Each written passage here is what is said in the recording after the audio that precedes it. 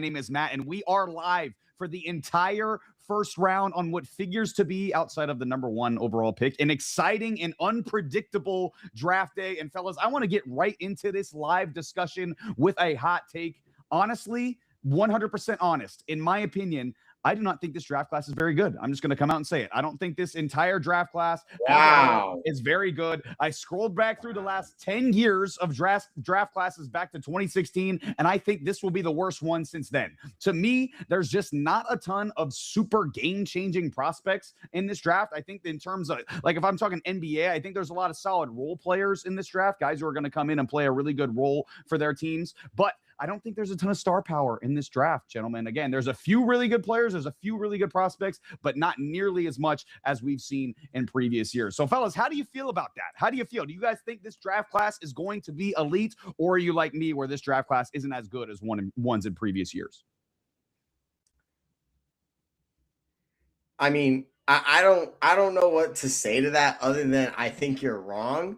But at the same time, there's a lot more question marks around like the top elite prospects in this draft than in previous years, which is why I'm not going to completely disagree. I'm going to say you're wrong because like some of the prospects are like, my darlings. So I'm not going to say you're completely wrong. What I will say is that like there are aspects of this draft that make you question, hey, is David Bailey really going to translate well after dominating at Texas Tech? Is he going to translate as well? There were some questions about Carnell Tate. I mean, some questions about Makai Lemon, the receivers in the receiver class in this draft.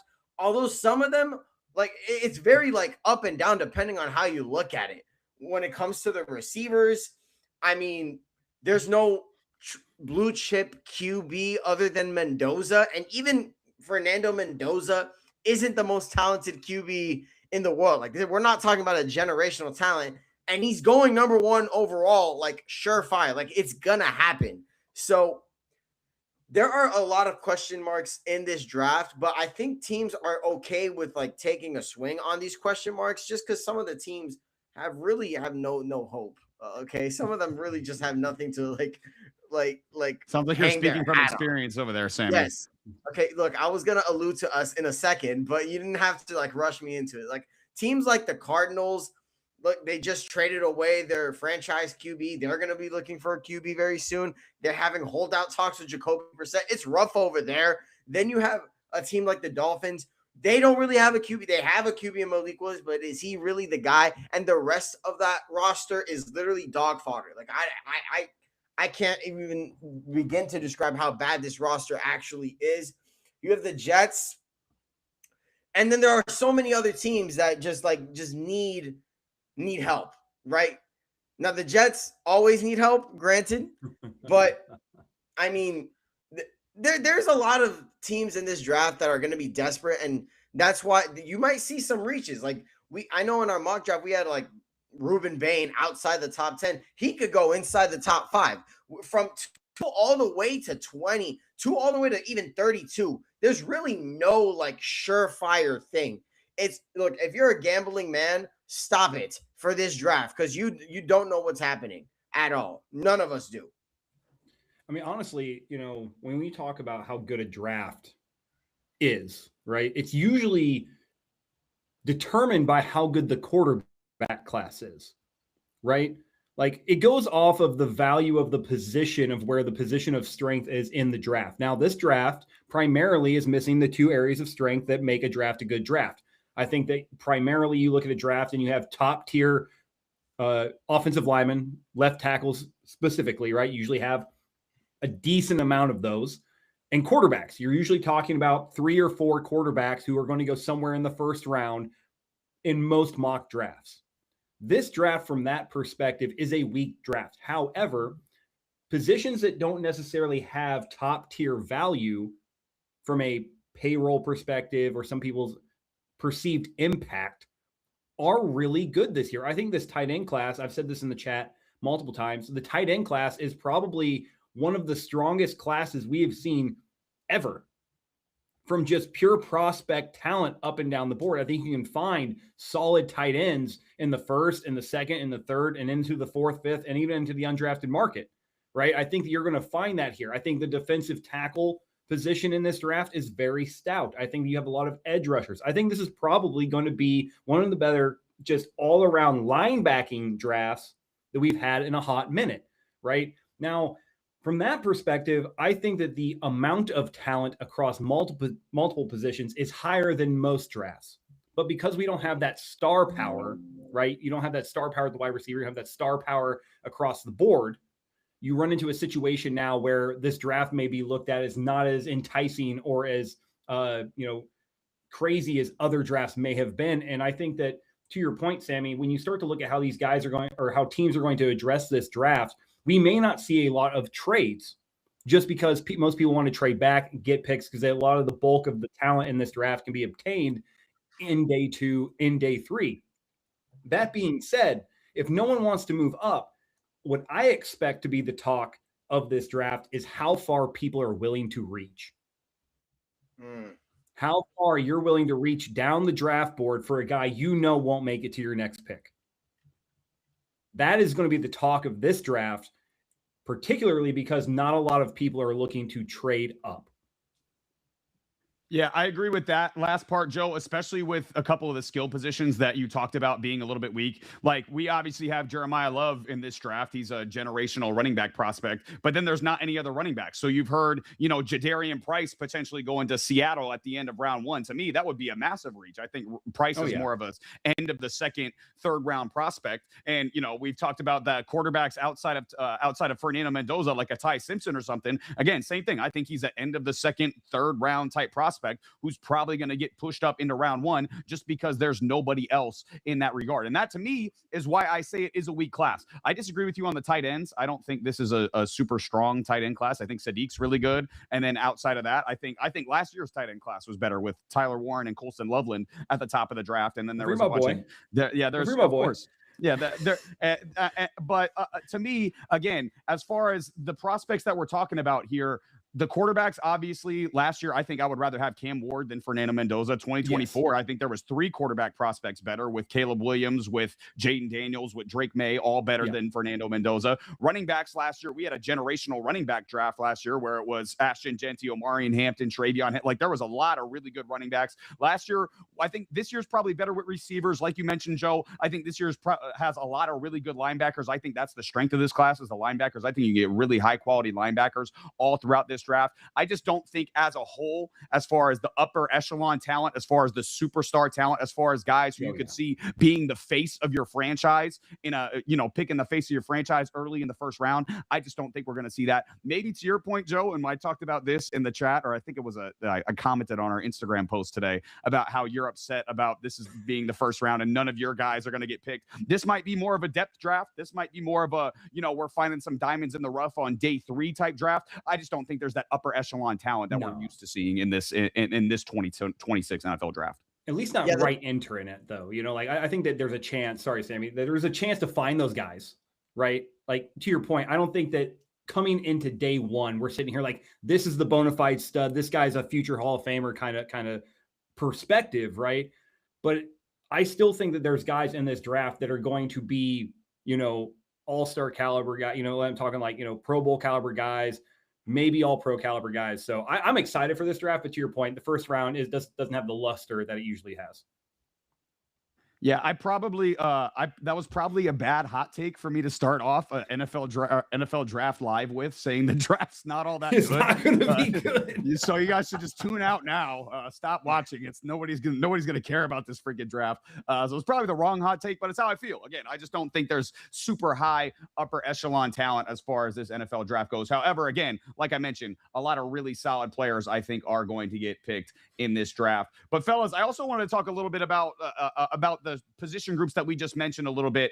We talked about strong position groups. We talked about weak position groups. I want to talk a little bit more about the teams as far as who's picking in this first round of the NFL draft. And my question to you guys is this. Obviously, we see there's 6 teams with 2 first-round picks in this NFL draft. Which team, it doesn't have to be one of those teams with 2 first-round picks, which team do you guys think this first round is most important for in terms of the NFL draft? To me, I think Kansas City. This is the most important draft for Kansas City because because, again, they're a team that's competing and they have 2 first-round picks. They need to hit with both if they want to continue competing under Patrick Mahomes. Obviously, a lot of these other teams are rebuilding and have 2 first-round picks. But Dallas, obviously, super important that they get the defense right with their first-round picks. So I wanted to ask you guys, who do you think this first round is most important for in terms of these, in terms of all NFL teams? Oof. I got the Giants. That one for a second. I got the Giants, and I think the Giants for sure need to have a good draft here. It has been so long since we've had any kind of trust for the Giants to like be a good. It feels like this year the trust is kind of like growing, and it's because of the hiring of John Harbaugh and how experienced and how much winning he's done over in Baltimore. You have 2 first-round picks, both of them, I believe, inside the 10th. The top 10 overall, 2 top 10 overall picks. Like, we're talking about like something that could like start, like it could start genuinely the Giants being a continuous playoff team, which is something we haven't seen in a very long time. And it obviously all relies on guys like Jackson Dart to stay healthy, guys like Cam Scatterboo, right? They did just trade away Dexter Lawrence. Guys like Brian Burns, right? There's definitely some other pieces that they have that are going to be important for them to start the winning. But as far as 5th and 10th overall picks go, like this is a team that the Giants could genuinely go from like bottom of the league to win their division if they pick right. That's how I feel about this draft. The Kansas City Chiefs, in my opinion, the Kansas City Chiefs deserve a couple of years rest. You know what I mean? Like they can do whatever they want. All right, you had your dynasty, right? It's the same thing with the Patriots. Take a couple of years off, and then you can come back, okay? The Kansas City Chiefs, look, they have Patrick Mahomes, so the standard is always going to be high. I don't think they need – look, if those draft picks hit immediately, good – like, first of all, we're screwed. But, like, if they don't hit immediately, they have one of the greatest QBs of all time, one of the greatest head coaches of all time to – maybe muster up some sort of, even when they were bad this year, even if they were bad this year, they still had that allure of like them being the Chiefs that made them a little bit formidable. I'm okay with the Chiefs not having a good draft. You know what I'm saying? I think we all are. Yeah. The Giants, in my opinion, they need to hit on this draft to be a good team again, because look, I don't know what's going to happen if John Harbaugh inherits the team. Okay, you have your future stud QB, you have your stud running back, you have your stud receiver, 2 top 10 overall picks, and your team still finishes with like less than 6 wins. I'm pretty sure they might first year fire him if that happens. So, because we all know how that New York market gets, but that's the reality. I think the Giants need to hit on their 5th and 10th overall pick. It's a possibility. I mean, for me, if we're talking about teams that have 2 picks and who needs to hit, right? I think it's the Jets. I think, Aaron Glenn's coming into year 2. Geno Smith is a good bridge quarterback for them. You have Garrett Wilson. You have a solid running back in Breece Hall. Your offensive line isn't terrible, right? Like you have some holes on the defensive side, but you still have a core side of the team. You have 2 first-round picks. I think that it is so important that they get things addressed. They don't reach for players. They take the best available player in a position of need, right? And that's what's going to be important for the Jets. I want to see them do the right thing, right? I want this organization to finally show some sort of semblance of competency from the prospect, just the development portion of it, the identification of talent. The New York Jets fans deserve that. As I'm sitting here wearing a Patriots hat, my Drake May, nor'easter jersey right now, talking about the Jets, I just don't want to go into another season where every week we get to talk about how shit the Jets are, right? Like I'm so done with this consistent discussion. Every week it seems to be a topic about how we thought they were bad, but they continue to set new standards for low on how bad they can be.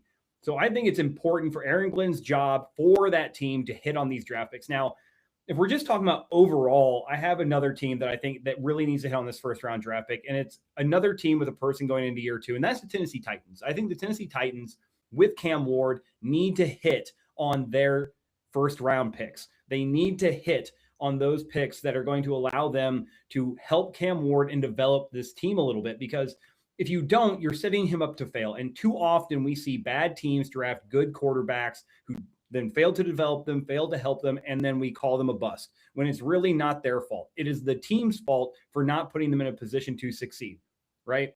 We've seen it too many times. And now we start to see guys like Sam Darnold go off places and win. We get to see Baker Mayfield go off places and win. We've seen quarterbacks leave teams that absolutely did them a disservice, go on to win places and lead teams to playoff success, regular season success that they were never going to have at the team that drafted them, right? Another name you can call out from that perspective is Matthew Stafford. Matthew Stafford spent the bulk of his career in Detroit absolutely struggling through seasons with injuries because they couldn't get an offensive line together, throwing for tons of yards, tons of touchdowns, and yet the defense couldn't help him out either, right? Too often that happens, and I would hate to see it happen to a talent as good as Cam Ward. Yes, I agree, Joe. This is a very important draft for the Tennessee Titans, and we talked about it in our mock draft video. Obviously, they need defense, and Robert Saleh is coming in as the head coach. He would like to draft somebody on the defensive side of the ball, but we've seen it in previous years. It's better to address something that's going to help that young quarterback develop and progress and help that young quarterback achieve his potential. Because, again, that's your number one investment. You picked him with the number one overall pick last year in the 2025 draft for a reason. You have to supplement that with somebody who can help him. I heard a Sonny Styles rumor to Tennessee today, which obviously, Sonny Styles is a great linebacker, looks to be a generational linebacker, fit like a glove. He would be the Bobby Wagner in that Robert Saleh defense. That would be an awesome fit. But again, he's not helping out that number one overall quarterback that much. Again, he's going to be, maybe a complementary football help where, the defense is better, so it makes the offense better in turn. But again, you want somebody who I think is going to directly help Cam Ward, and that would be either a receiver or potentially Jeremiah Love with that 4th overall pick. Also, I want to talk about a team that doesn't have multiple first-round picks that this draft is really important for, especially the first-round pick. Low-key, the Super Bowl champion Seattle Seahawks, because we talked about it in the previous video that we did in the mock draft video. They lost 4 real key players to their team. They lost Kenneth Walker, they lost Boye Mafe, Kobe Bryant, Tariq Woolen, and again, they haven't had many notable offseason additions in Seattle this year, and they also only have 4 picks in this NFL draft. They have their first-round pick, their second-round pick, and then they only have a couple other picks in this draft, so it's not like they're going to bring in a ton of impact players. So with the picks that they do have, they have to hit with these picks, because I'm assuming next season San Francisco is going to come back maybe it's a bad assumption because San Francisco always seems to get hurt, but I'm assuming San Francisco is not going to be an entire hospital next season. The Rams are coming back. They look even stronger because they bring in Trent McDuffie, they bring in Jalen Watson at corner, so their cornerback room's already better, and they have the 13th overall pick in the draft is it 13th? Yeah, 13th overall pick in the draft to improve their roster as well. So again, you're going from a team that, they blew the Patriots out in the Super Bowl. But again, that NFC Championship game in Seattle was a very close game with the Rams. Basically came down to a muff punt. And it looks like the Rams have improved a lot. And it looks like the Seahawks have gotten a little bit worse compared to last season. So again, I think the Seattle Seahawks, with their very limited draft capital, I think this is a very, very important, especially first round pick for the Seahawks. Yeah, and I think it does go without saying, how important of a draft this draft is for the Dolphins. And I know I'm not gonna go on too much about it.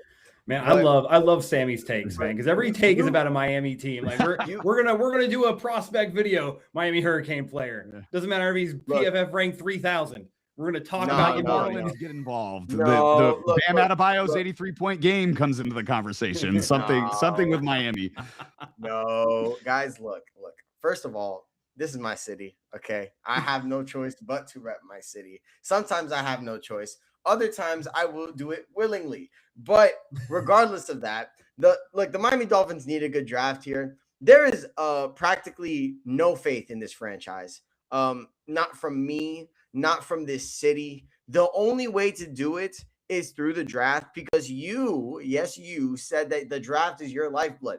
So if you suck at drafting, that kind of leaves a bad taste in our mouth, given how you proclaimed how important it is to draft our players and keep our players. So if we draft players, they turn out to be studs, and then they leave, we will hold your word to what you said this year. So this is a big draft for the Miami Dolphins, because if they miss on a majority of these selections, I'm telling you right now, look, there might not be a fan base in Miami left. Okay. We have plenty to do down here. Okay. There was a new stadium that opened for the Inter Miami soccer team, and they have Leo Messi. We will migrate over there. Okay. So if you don't get your act together, we will leave you. Okay. Not you, not me. I have no choice but to stay because I want to make money doing this. But that's the only reason. Okay. So you better lock in because I'm sick and tired of waiting for success to come my way while these two schmucks get to go to another Super Bowl.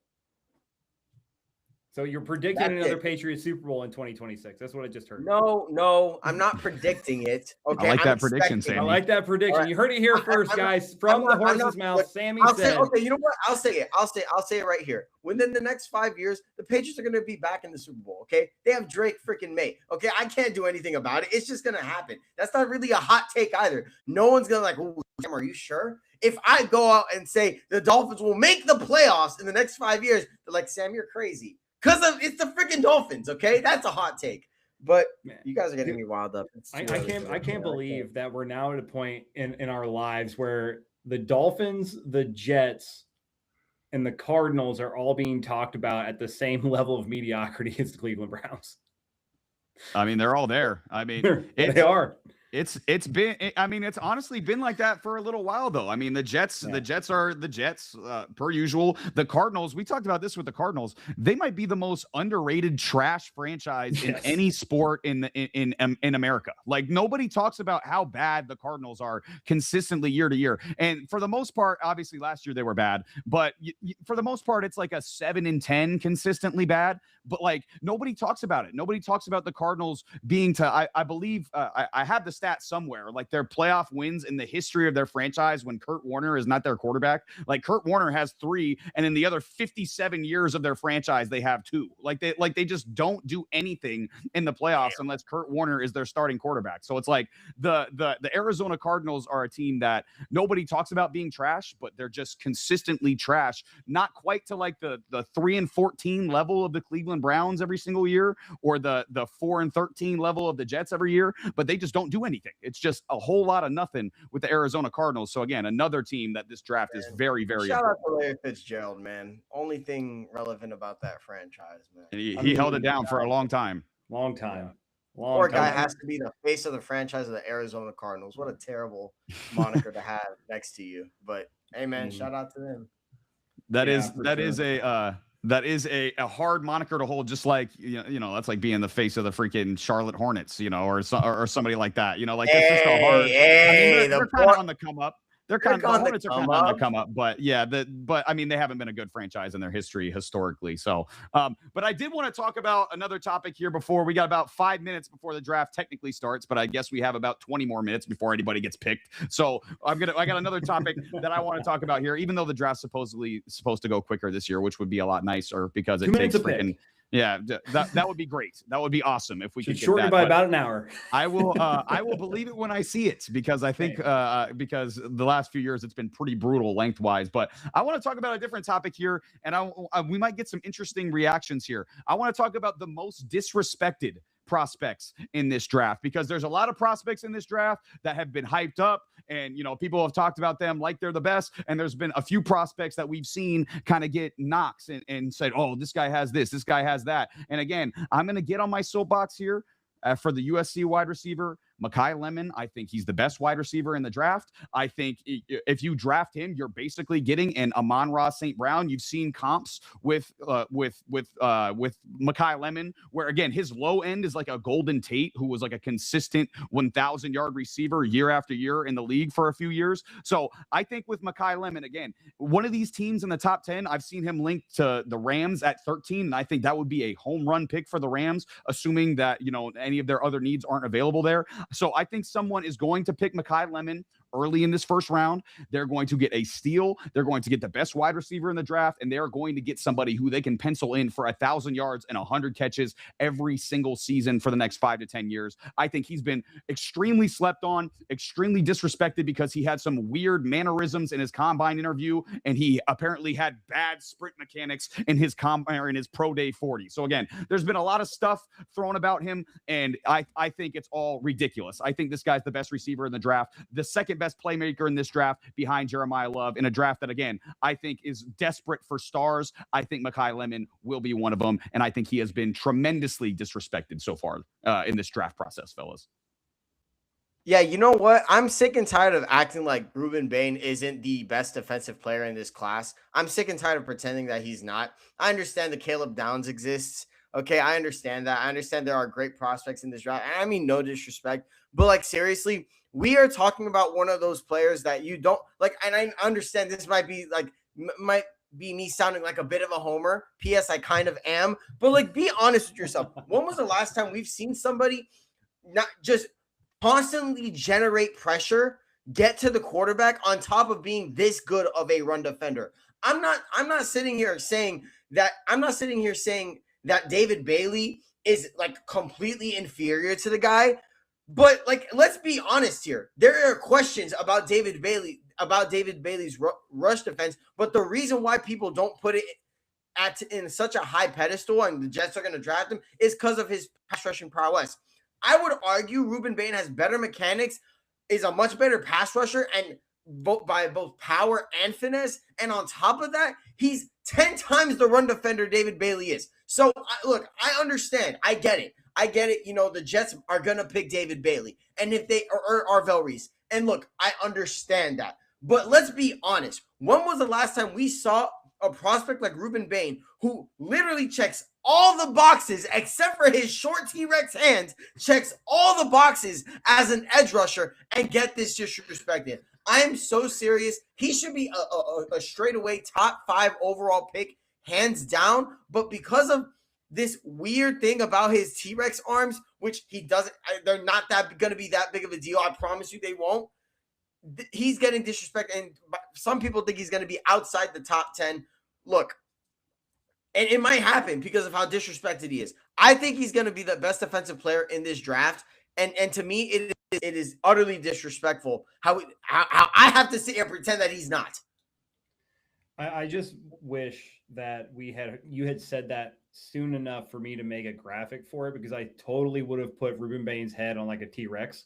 Just like, got a big head. Oh, man, that'd been great. I mean, we had to deal with this last year with Will Campbell, too. We did. We had to deal with the short arm things with Will Campbell, and now we're dealing with Ruben Bain. It's like, I've never heard so much people care about how long somebody's arms are in my life. Like, really, like, it's ridiculous. But, no, I think when it comes down to it, when you talk about prospects that are getting disrespected, I've never heard about a player being, shuffled down draft boards because he stutters.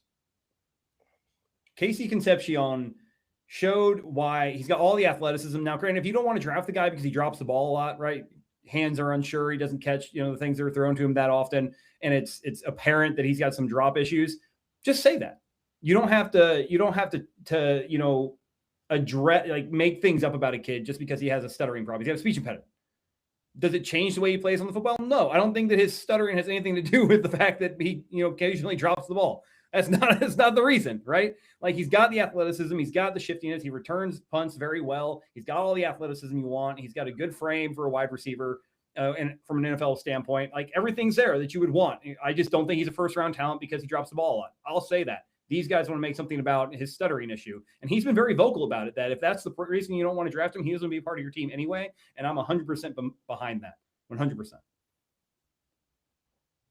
Yeah, that's got to be the weirdest criticism of a wide receiver that I've ever heard. Like, it's not like, I could kind of understand that for a quarterback, because again, you're in there, man in the huddle. So if you're calling the play and you're stuttering through the play call and it takes an extra 3 seconds to get the play call out, maybe that's a thing, because you have to get the play call in earlier, might screw up the whole flow of the offense. But for a receiver, it's like, bro, he's gonna go out there, he's gonna get the play call, he's gonna go out there, he's gonna run his route. Like, it's not a thing, And again, that was kind of the thing with Makai Lemon too. He just sounded weird and had weird, demonstrative behavior at the podium at the combine. It's like, what are we doing? Like, we're not, like, at this point, we're just looking for reasons not to pick somebody. And for me, I think that's just a ridiculous thing as far as that goes. But it's looking like this draft is getting close to starting here, gentlemen. I got the draft up. They're showing Mendoza right now, who is assumed to be the #1 pick. So we might as well talk a little bit about Mendoza, fellas. Fernando Mendoza, obviously Heisman Trophy winner, Indiana. You know, he's got all the intangibles that we've seen. He looks like a great leader. He looks like a great kid. Just someone that you want on your football team. But I want you your thoughts on Mendoza, fellas. What kind of quarterback do you think he's going to be in the NFL? Do you think he's going to be a superstar quarterback? Do you think he's going to be a mid-tier starter? What kind of quarterback do you see Fernando Mendoza turning into for the Las Vegas Raiders? I think it really depends on how good the system is at utilizing his skill set, right? Like, you talk about the Raiders as a football team, and there has been issues with how good the Raiders realistically are, right, as a football team throughout the history of their franchise, right? The best quarterback they've had in recent memory is Derek Carr. Okay, like, that's just hands down what it is. They've had multiple bad habits of drafting quarterbacks that just didn't work out. In fact, the Raiders have had probably one of the worst draft experiences from a team perspective since 2000 that any team has ever had. Like, you look at what they've traded in the next, or who they picked and the next pick was, or the picks they traded and what those picks turned out to be, and you just see their pick not good, next pick is just knocked out of the park, Hall of Famer type player talent, right?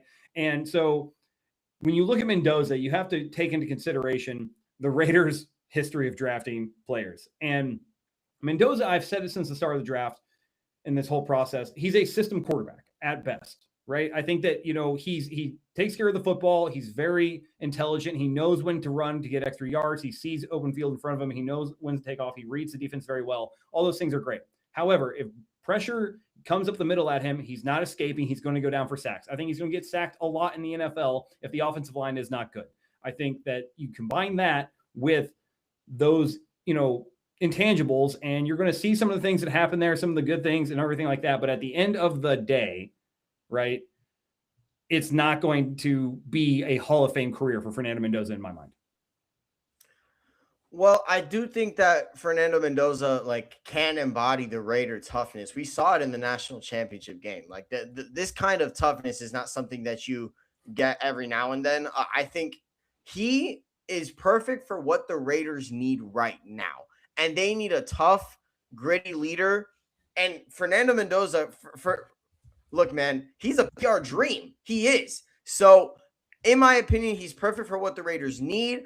I think what the Raiders have to do from here on out is just build around him. He's your franchise QB. Look, he's not going to be perfect. We all know that he has flaws. He's not the most athletic guy, okay? He doesn't have the biggest arm, okay? He is a big dude. He's a little slow, but look, at the end of the day, he showed intangibles that no other QB in the college football space showed, and that's why he's going first overall, okay? So, look, Fernando Mendoza, he's not the perfect prospect, Joe. You alluded to it, but he's perfect for what the Raiders need right now, and that's stability. I think Fernando Mendoza brings that stability to them, and if the Raiders do a good job, which historically they haven't, but if they do a good job this one time at building around this kid, I think he can have a very successful career. Now, I don't know if that means Super Bowls. Winning in this league is hard, but I trust that Fernando Mendoza is going to be a fine player in this league. I don't know about first overall pick, though. Yeah, I think if we were talking about any of the last, I'm trying to remember back to 2023. I think that was the Bryce Young draft. Bryce Young, CJ Stroud, Anthony Richardson. I think any of the last three drafts, I think Mendoza is still a first-round pick. I don't think he's the number one overall pick, though. I think I like Bryce Young better as a prospect. I like all three of the 2024 draft class quarterbacks better. And then I like Cam Ward better as a prospect as well.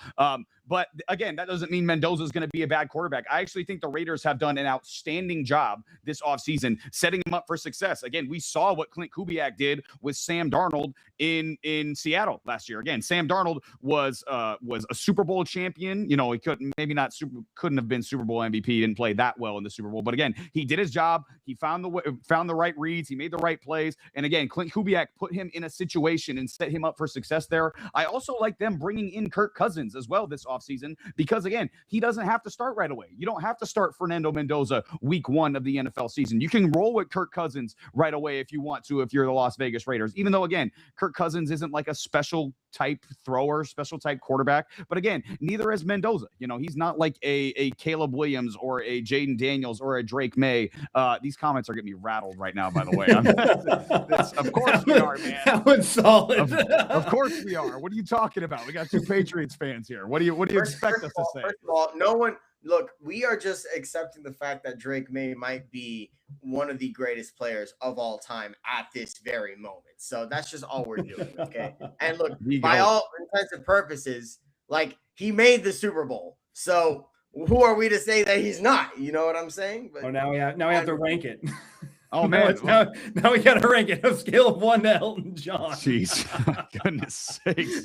We're already. Elton John is we are 1 minute in to the NFL draft, and the Raiders are now officially on the clock. We are 1 minute in, and the comments have already gone off the rails. So I can't even imagine where we're going to be about pick 28. This is going to be a disaster. But yes, the Raiders are officially on the clock. I think we've all known what this pick is going to be for a very long time. It's obviously going to be Fernando Mendoza. But like I mentioned, I think the Raiders are setting him up for a certain amount of success here. He's got nothing on the Uncle Rico throwing motion. Yeah, that's true. He can throw a pigskin a quarter mile, but you can throw a football over that mountain. You can throw a football over that mountain. Look, I still think 8 minutes is just way too long. I do. Like at this rate, 8 minutes is a lifetime. I don't think it's a long time for every pick after number 1. The number 1 pick, we have known this since the college football season, since the NFL season, the college football season ended. We've known it. Okay, so as soon as what should happen is the second Roger Goodell stands on stage, there shouldn't be no like introduction or anything. They're gonna boo him either way. Whatever the hell they just talked about, I wasn't listening. Maybe it was something wholesome. I didn't hear it. Okay, the point is the first thing that he should say is, with the number 1 pick, the Las Vegas Raiders select Fernando Mendoza. And then after that, you get 8 minutes. And that's when everybody else gets 8 minutes. The team who's deciding, you had months to make this decision. Okay. So the last 8 minutes here, we don't give a damn. All right. Just pick Mendoza and then let's worry about all the picks after that. That's how I think it should go. I mean, I'm looking at like Mendoza and his family, and I gotta say, like, there's really never been somebody. I just do want to just say this for all my Latinos, bro. Like, this is a very proud moment for us. Like, there's never really been a guy like me or like any of us like get to the NFL at this level. So Besides this Uncle is a very Rico. big deal Uncle for Rico. this. Except of course Uncle Rico. Aside from him, there's really never been anybody else. And I gotta say, it's a very proud moment for Miami-Dade County. I knew some people from Columbus, so it's a pretty big deal for us down here. Unfortunately, you cost my Canes a national championship, so the hate watch begins now. After that you get drafted by the Raiders, I do wish you to throw a bunch of pick sixes in the NFL. Some moderate success, but you caused me pain. You caused me pain and strife. And even though you are from the Miami-Dade area, and I'm proud of where you're from and how you got there, you hurt me, and I can't forgive you completely. So, all right, stop crying. Yeah, that's my spiel. It's over. It's over. The time has passed. Still a very fresh move. You know, somebody reminded it of me. Somebody reminded me today of that moment, as if like, hey, remember when Mendoza? And I'm just like, you know, I want to crash my car into a pole without the seatbelt on, and then like hope that I fly out into an IHOP or something. Jesus. It's not that serious. What do the International House of Pancakes ever do to you, man? Jesus. No, so we had a question. We had a question. Serious question. Where does Malachi Lawrence go? Where do you guys think? Where is Malachi Lawrence going to end up at the end of the draft? I mean, teams need edge. Everybody's always looking for an edge rusher. And I think, you know, towards the end of the first round, I think there's been some buzz about that. Obviously, there's teams towards the end of the first round that need edge rushers. I think maybe as soon as Buffalo at 26, if they fall in love with his talent, he could go there. Patriots at 30 need edge. Obviously, we talked about Seattle. They could use another edge rusher with Boye Mafe going. I think he's going to be more of a mid-second round pick. I think there's going to be guys that go over Lawrence just because I think there's better prospects than Lawrence in this draft. But personally, I mean, we could see him as soon as 25, 26 in this draft. I think that's a legit possibility for him. Yeah. This is a draft where a bunch of teams will eventually start reaching. Like, we're talking not just the first round, we're talking about in the second and third round. This is also a draft where a lot of people that we thought wouldn't fall will fall. So I do think that Malachi Lawrence is a candidate to be like a very shocking pick in the late first round. I'm anticipating second round. That's what I'm anticipating. second round, mid-second round, around there. But man, it's pretty like it's like Matt, you alluded to it, and I'm thinking about it. Like there could be some guys in the second round that could very well be first round picks, that, and we have no idea. So it's interesting. I don't think Malachi. If as far as prediction, I don't think Malachi Lawrence gets drafted in the first, but it would be pretty shocking if he did. I mean, I think anything's possible. Like we said, you're going to see a lot of people reach for players that they like because there's not a lot of trades from a trading back perspective that are going to pop up here. So I think that if there's a team that likes him in the late first round, that's where he's going to go. I think he's a solid day 2 talent. Probably mid second round, I would guess, is his probably sweet spot for where he's going to get drafted. But that's just, based on just how many edge rushers there are right now that we're looking at the top of the draft and who needs an edge really desperately. So it definitely could be, I could see him going late. Patriots is definitely a possibility just because they're going to be looking to address that pass rush a little bit. And if he's the best player available to position and they don't think they'll have another shot at him, they'll take him there, right? Like that's the thing about drafting at the end of the first round. It's essentially just an early second round pick, right? Let's call a spade a spade.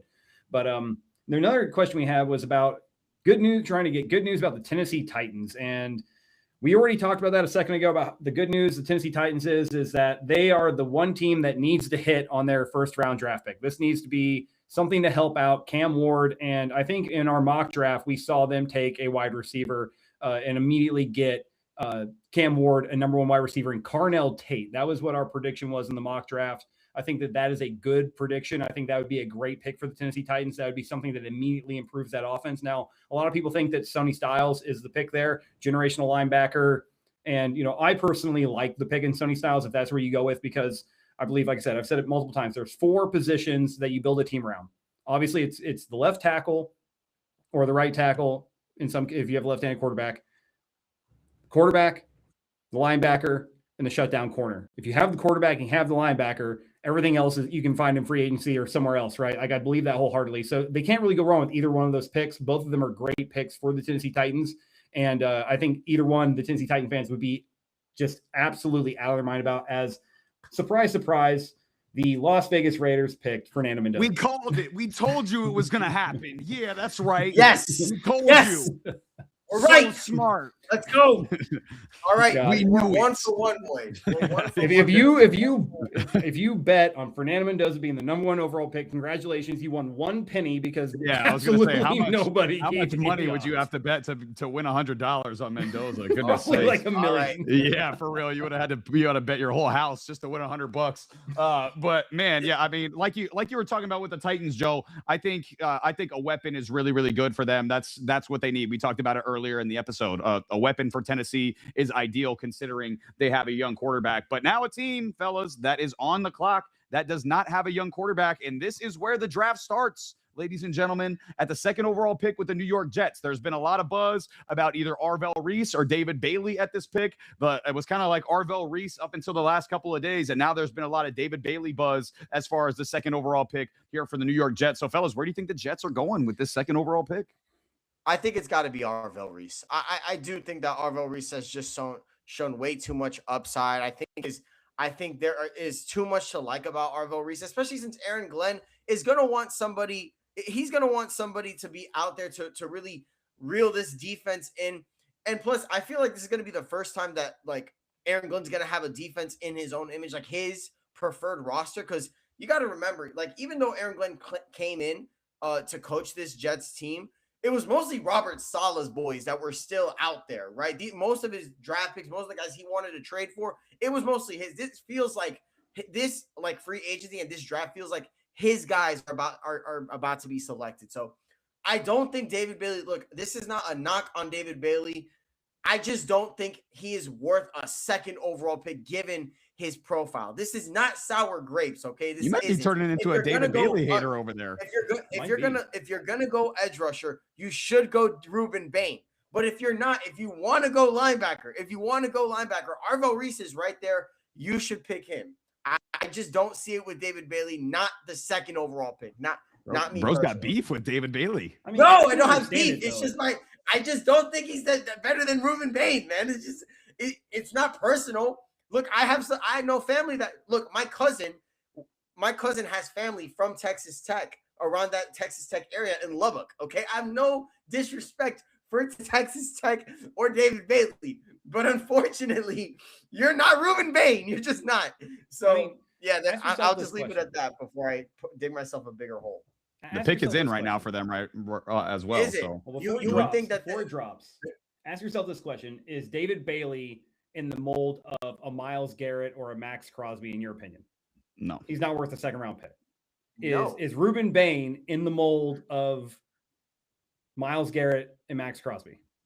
I'm not going to let Sammy answer because he's going to say something outlandish and ridiculous, and it doesn't actually matter because it's a homer statement. Matt, is he there? I don't think he's not on that level to me. Is Arvell Reese a generational franchise linebacker? That's who I would pick. That's the pick. That's who the pick should be. I would pick Reese, but again, I think just from the smoke that we've seen the last couple of days, I think it's going to be Bailey just because of the scheme fit with Aaron Glenn and like you were talking about, Sammy. Again, this is the first real pick that goes into Aaron Glenn as far as his system goes, and I think just based on the smoke that we've had, it's going to be David Bailey. But it's interesting to see where they're going to go. Maybe in the in our draft chaos video, maybe they go Jeremiah Love like I talked about. Maybe they just shock everybody. Maybe it's Ty Simpson. Man. Maybe it's freaking Jeremiah Love, trade Breece Hall. Like, just well, they franchised him, so they could. They could still trade Breece Hall. Trade him anywhere but Seattle. How about that? Anywhere but Seattle. Here comes Goodell. Here comes Goodell. He's walking out with the second overall pick for the Jets. Let's see who they decide to go with. Again, like I said, I think it's going to be Bailey. David Bailey. Is it Bailey? It's Bailey. Wow, 2 for 2. We are 2 for 2. Our mock draft is 2 for 2 so far. I told you, 2 for 2, baby. So if we had put in a parlay, it would have been 2 for 2. We would have 2 legs. I told you, 2 for 2. I'm like that. I'm really an analyst. Let's go. I'm really out here analyzing. 2 for 2. That's what I'm talking about. Again, there was a lot of smoke. Again, it was a lot of Arvell Reese the last couple of days. Or it was a lot of Arvell Reese leading up to the last couple of days. And then all of a sudden, out of nowhere, it was David Bailey. A lot of David Bailey smoke. And again, I think their concern with Reese is they don't know where they're going to play him yet. They don't know whether he's going to be that true generational linebacker, and they don't know whether he's going to play edge. Again, I think his potential is a lot higher. That's why I would go with him if I'm the Jets, because, again, the Jets aren't going to win shit next year. It's not like they're going to win the Super Bowl. So that's why I would have went with Reese, because his potential is higher. But I think Aaron Glenn and this Jets front office is a little bit more looking out for their job and their job security, and they're saying, okay, which is the most secure defensive player on the board? Who's going to get after the quarterback the best? And I think their thought process there was David Bailey. So I think that's why they ended up going with him. This is just look, Sammy hates David Bailey. That's I don't hate David Bailey. I do not hate David Bailey. I want to make that very clear. I just think he doesn't have a hateful bone in his body. That there's no hate plenty in my body. But I will say that when you have the second overall pick, you don't want to pick a guy on the defensive line that you're not sure can guard the run. Okay. In my opinion, that is a red flag. And he's such a good pass rusher. He is a good pass rusher. I'm not denying his pass rushing ability. Okay. But what I will say is that when you have the opportunity to draft somebody who has a deficiency against the run compared to somebody who doesn't have that deficiency, or somebody who could be a genuine unicorn, I just don't understand how you go with this selection. But look, I could be wrong. David Bailey might turn out to be a stud. He could go on to be an all-pro. I don't like the pick personally, but the Jets made this pick, and they've historically known what they've been doing for a very long time. So, I mean, yeah, that was known great organization, the New York Jets. I had a thought. I then registered what you said, and it wiped every thought from my head. You said it was such a tone that I didn't actually realize it was sarcasm for a minute, and I had to think about it. That's how much you just hurt me by what you just said. But once again, it goes back to how you evaluate defensive end talent, right? The edge is more than just getting after the quarterback, right? Micah Parsons gets after the quarterback really well. Why is he not in Dallas anymore? Because he can't defend the run. He's a minus run defender. Trey Hendrickson is a minus run defender. right? Gets after the quarterback really well, will get you double-digit sacks every year, is a liability at the quarterback position. Oh man, look at that! They're signing Topps cards right on the draft. They're doing it right there. They're doing it. All right. Good promotion there. But by the way, have you guys seen how much Topps is charging for their trading cards? No.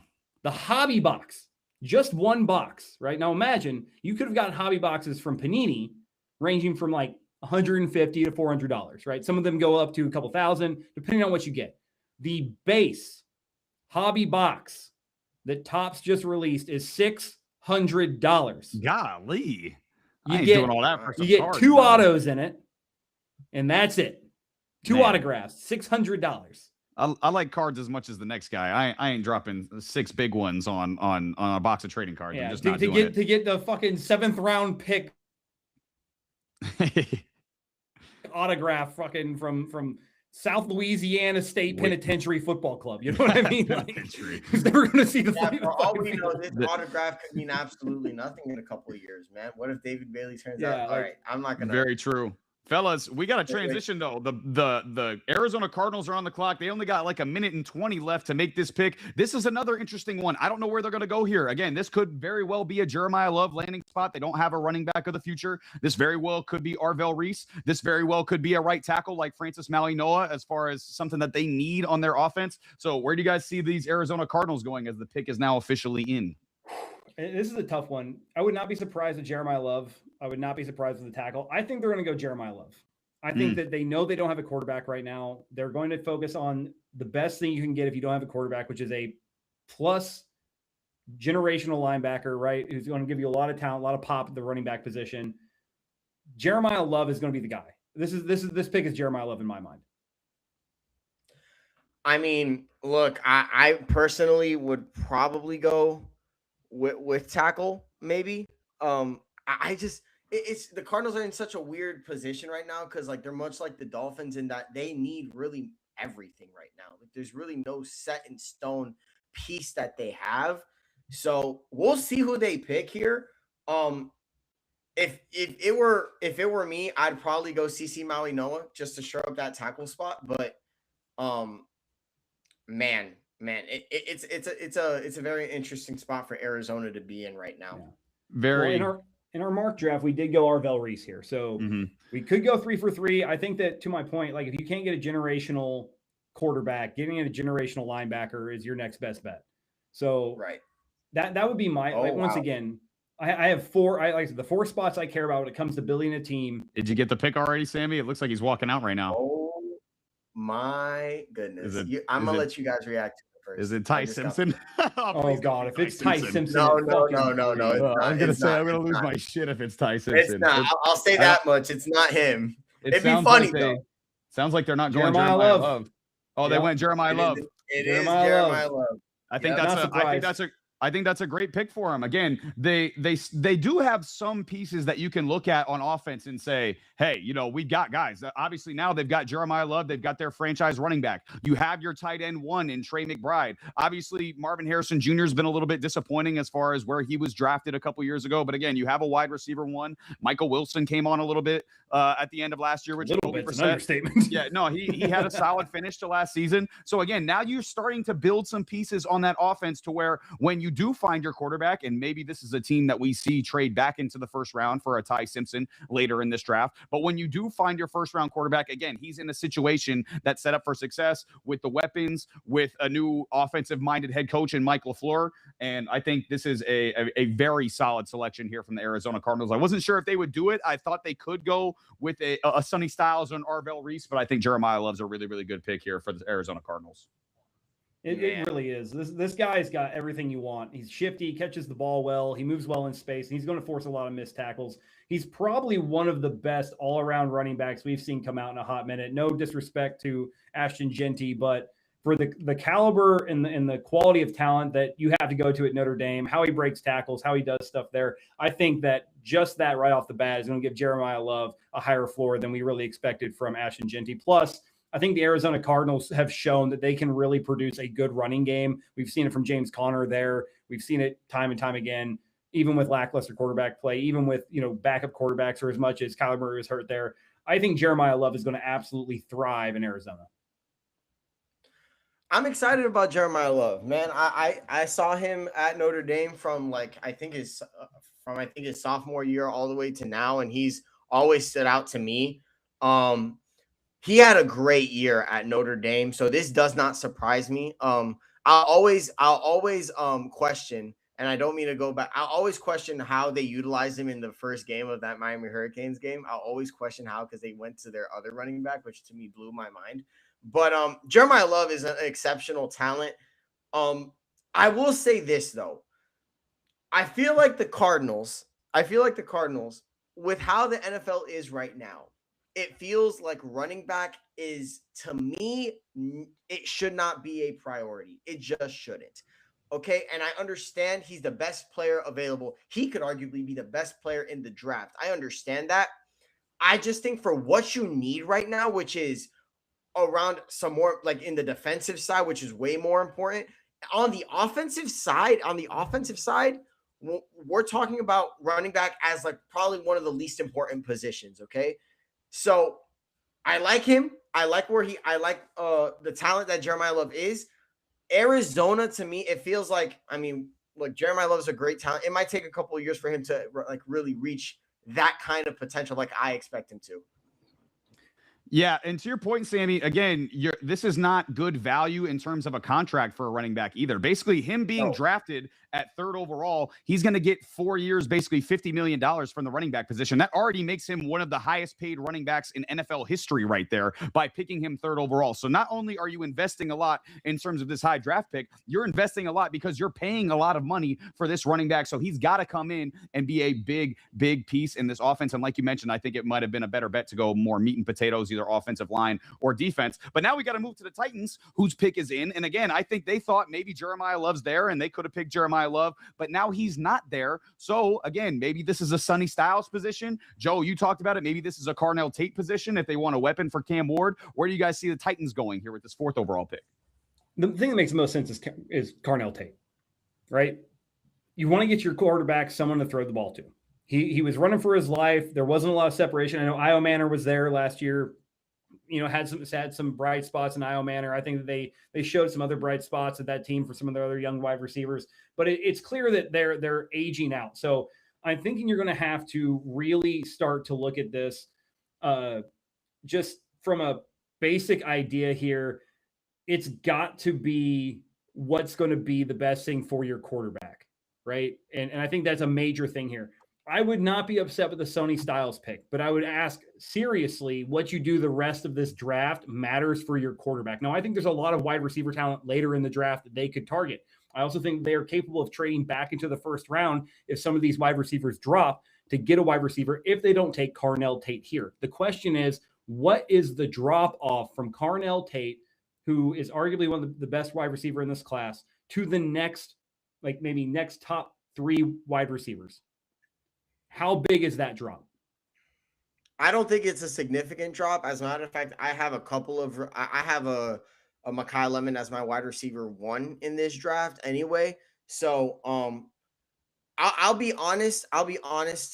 I think Robert Saleh really wants a defensive player in this draft. So I'm thinking he thinks Sonny Styles. I'm thinking he thinks Ruben Bain. But ultimately, I don't know if they want to afford to go in the other rounds to get that receiver. In free agency, they already got a couple of wide receivers, a blue chip, not blue chip wide receiver, but Wan'Dale Robinson is no slouch at all. No. But I will say that they are looking for that wide receiver 1 archetype. I think they go receiver here. I like Mekhi Lemon. I think they're going to pick Carnell Tate. I think that's who they're going to go with here. He's coming out. We'll see where the Titans go. It's Tate for real. Carnell Tate. Wow. And again, that right there, like you guys talked about, You got Wan'Dale Robinson to play the slot. Obviously, Calvin Ridley coming off an injury-riddled season where he just did not fit with Cam Ward, it seemed like, as well. Now you get a true X receiver on the outside to go win. He's really good 50-50 balls. He's really good down the field. Obviously, we've seen Cam Ward last year. He likes to sling it down the field. I think this is the right pick. Again, there was a lot. We talked about the Sonny Styles smoke before the draft. I think it would have been an awesome pick if they got Sonny Styles, but this is the right move. You had to get your number 1 overall pick quarterback, some help on the outside, and I think Carnell Tate, especially too, I talked about it earlier in the live. I think Mekhi Lemons, the wide receiver 1. I don't think he's a good fit for the Titans, though, considering they just brought in Wan'Dale Robinson, and Wan'Dale Robinson's going to play more of that slot role. Mekhi Lemons more of a slot receiver. I think as far as receivers go, this is the right pick for the Tennessee Titans, bringing in Carnell Tate, and now Cam Ward has a legitimate number 1 receiver in this Brian Daboll system. We have a prediction in the comments here. The Giants are taking Arvell Reese. That is the prediction right now. And I think this is Sonny Styles. I think Sonny Styles is a legitimate linebacker, and they need a legitimate linebacker. Like you said, the Arvell Reese, I think what's hurting Arvell Reese and why he's sliding down boards from where we saw him going realistically here is the fact that you don't know what position he's going to play. What is he's going to be his best position to realize his athletic talent, right? Where he would best fit. And it's what if it's inside, if it's an outside backer, if it's a defensive end, right? Like, is he a 3-4 defensive end? Is he, playing that sort of outside linebacker spot, edge spot there? Is he a, 4-3 outside linebacker? I think that's the problem with Arvell Reese at this moment. I think Sonny Styles, exactly what you're getting. I think the range and the speed and the athleticism of Sonny Styles probably gives him a higher ceiling, but then they both have the same questions. They're still a little unrefined in pass coverage. And I think Sonny Styles has the speed and athleticism to recover more at the NFL level than Arvell Reese does. So for that, I'm going to go against the prediction in the chat. We'll see who's right. In our mock draft, the pick's already in. The Giants ain't wasting no time. They already submitted. That's what I'm talking about, New York. They submitted. First of all, shout out to the draft. It is moving quicker. Shout out to you guys. The draft is moving faster. They live by their word. It is moving quicker, but the Giants aren't wasting any time. And to your point, Joe, I'm not sure about the Arvell Reese fit because they already have a ton of edge. They have Brian Burns. They have Kayvon Thibodeau. They have Abdul Carter, who's kind of in the similar mold to Arvell Reese, where you can play him inside or you can play him outside. And Arvell Reese has already said, I want to play edge because edge is where all the money's at. So to me, if I'm the Giants, I'm choosing between Styles and Reese. I think I would rather have Reese because that's what my team needs more as far as a traditional linebacker goes. Yeah. And I also think that New York wants like some more stability at the pass rusher. If he does become a pass rusher, I'm not going to lie. If you're going to go pass rusher, no, I'm not going to even say his name. Here we go. I'm not going to even say his name. Look, it's obviously between Arvell Reese. It's obviously between Arvell Reese and Sonny Styles here. I will say, I think Kayvon Thibodeau, to me, has not been enough of the player that he should have been. So because of that, I do think that they're going to go with the hybrid in Arvell Reese here. Me personally, who I would have picked, I probably would go with a Sonny Styles. Because Sonny Styles to me fits more what they truly need. But hey, man, look, also, the Giants are going to giant. Also, listen, man, there's been a lot of Jordan Tyson to the Giants smoke, even at 5. Like these guys are really, really high. Oh, my goodness. Swapped with the Chiefs. We got a big trade. The Chiefs just got the 6th overall pick. Oh, the Chiefs got 6. Oh, man. Yeah, they traded with the Browns. Oh, my goodness. I wonder who they're trading up for. They're jumping the Commanders. Oh my! You think it's Mansour Delane? I think this is clearly Mansour Delane. It's gotta be Mansour Delane or it's Caleb Downs. Or if Reese slides, if Reese doesn't get picked there, they could easily pick Arvell Reese in that spot too. Like there's a lot of options for them. I think they basically did that trade to secure themselves one of those picks. Yeah, we still got to figure out where the Giants go here. But that is a crucial trade. Well, Joe, to Josh's comment that he just made, we thought that last year when they drafted Carter and then they still kept Thibodeau. So again, they could easily just keep all of these guys and then play one of them on the inside. Like the Giants have proven they'll pick guys where, again, they don't necessarily need him in that position. They'll pick the best available guy and then they'll just figure it out from there, So I wouldn't necessarily say that guarantees that Thibodeau gets traded, even though he could possibly, but I wouldn't say that's a guarantee as far as that goes. But man, this draft just got a whole hell of a lot more interesting with that trade. And now, again, I'm super interested to see where the Giants go because, again, like I mentioned, they could easily go with a receiver here. They could go with a Jordan Tyson. They could go. I think a Caleb Downs would be an outstanding pick here as well for the New York Giants. Again, just securing yourself a generational safety. I'll tell you what. I think that the Browns, Carnell Tate was their guy. Yeah, I think Carnell Tate was their guy, and they realized that they're not going to get the most value. I think the Browns are. I don't know if it's the ninth overall pick. I haven't gotten any details yet. I haven't gotten any details yet, but you got to assume that this is because the Browns still want a receiver. They just we just got the details right now. I just got the details right now from Adam Schefter. It's good. The Browns are going to get the 9th overall pick, the 74th overall pick, and the 148th overall pick. So that's a pretty significant haul for a rebuilding team. Absolutely. For the Chiefs. And for a rebuilding, I like the trade for the Browns. I do. I think if you don't have your guy at number 6, I think it's good trading back the Joe Special and just go ahead and stack up on draft picks. So, I mean, you trade back 3 spots and you get an extra 3rd and a 5th. Yeah. That's a pretty good deal for the Browns, especially, Sammy, if like you were talking about, Carnell Tate was their guy and he's already gone. Let's slide back a few spots, gain another another day 2 pick, another day 3 pick, and let's rock. So, yeah, I agree. That's a good trade there for the Browns. But, again, good trade for Kansas City, too. I'm telling you, I think that pick at number 6, if it's not Mansour Delane, I'll be extremely shocked. He screams Spagnoli. I think he's perfect. That the Chiefs also need a corner. If it's not Mansour Delane, I'll be shocked. I think it's him or Caleb Downs, hands down. But in my opinion, I think it spells Delane.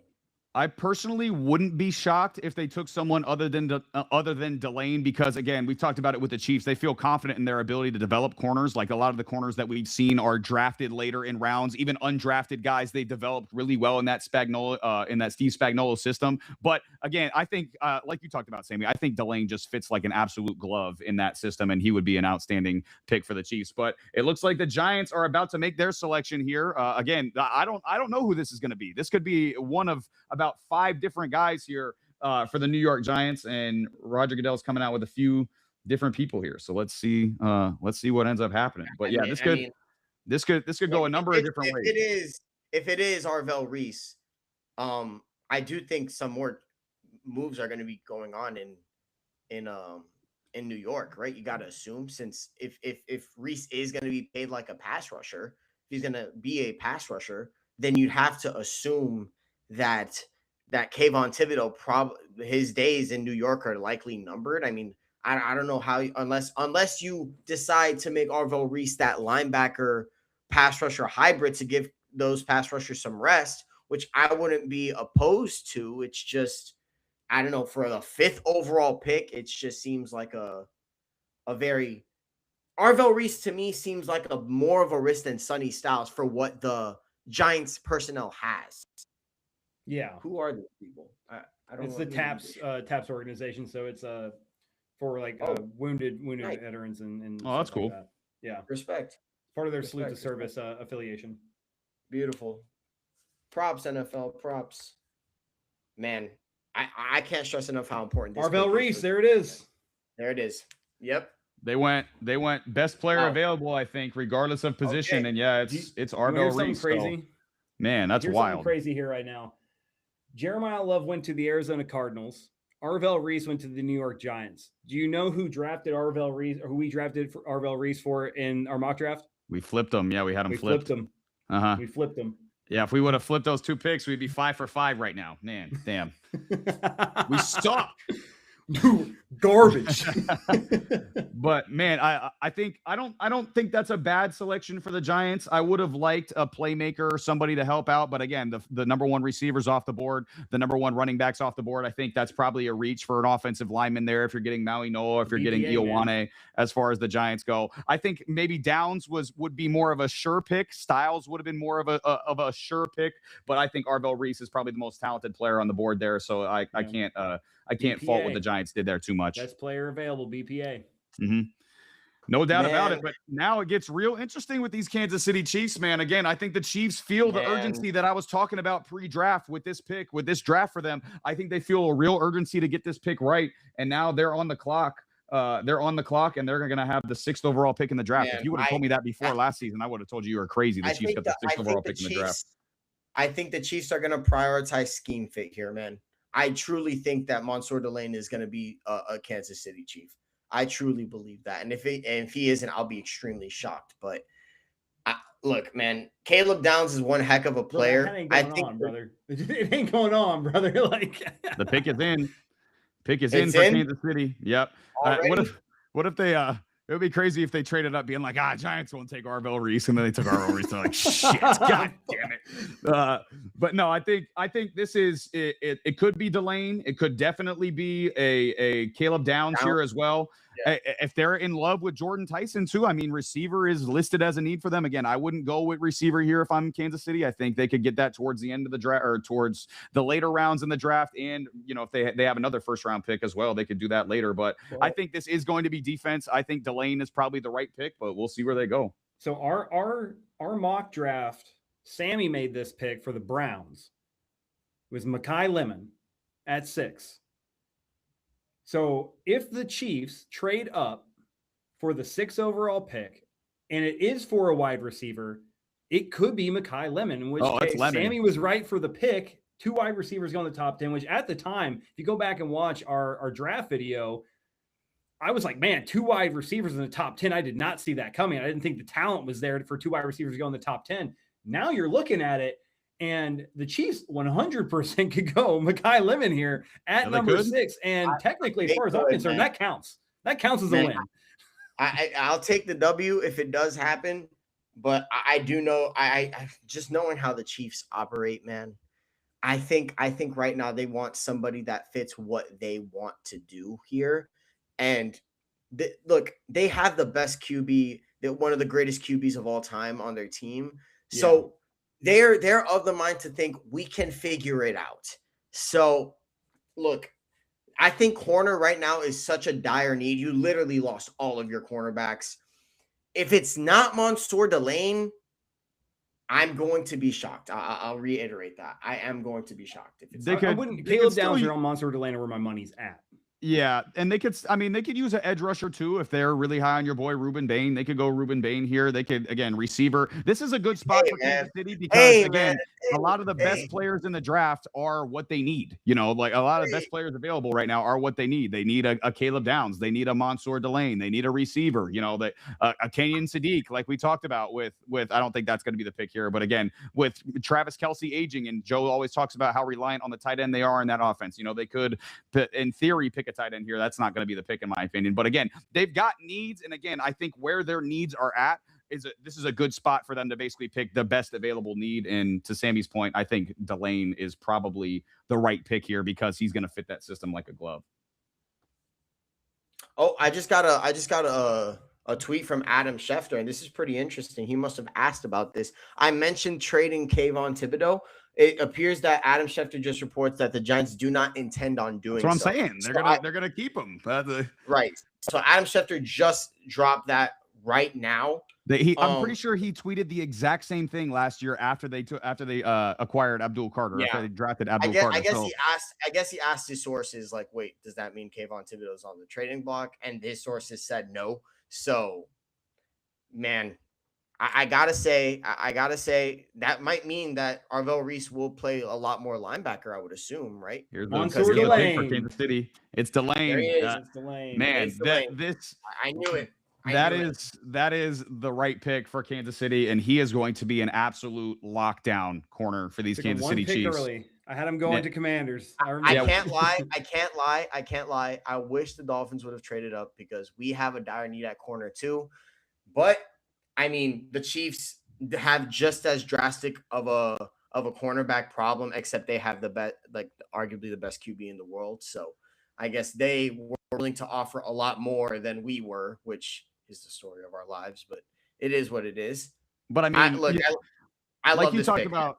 like you talked about, Sammy, Dolphins got a whole hell of a lot more needs. I mean, they Yeah. just got to basically wait for their picks to come and then pick the best Yeah. available player. Of The course. Chiefs, again, with Mansour Delane going into that Spagnuolo system, again, we see the numbers that Delane put up last year. Like literally, if you were throwing at Mansour Delane last year at LSU, you would have been better off spiking the ball into the ground than actually throwing at him. That's how good he was last year. He was an absolute lockdown. Again, this is the cornerback one in this class, and he's going to Kansas City now, basically replacing Trent McDuffie. They immediately replace him with a guy who's going to be on a cheaper contract. Again, a guy who's younger, a guy who we've seen can be a lockdown caliber corner. I think that's an outstanding pick for the Kansas City Chiefs if they're still wanting to compete next year, and it appears that they want to do so.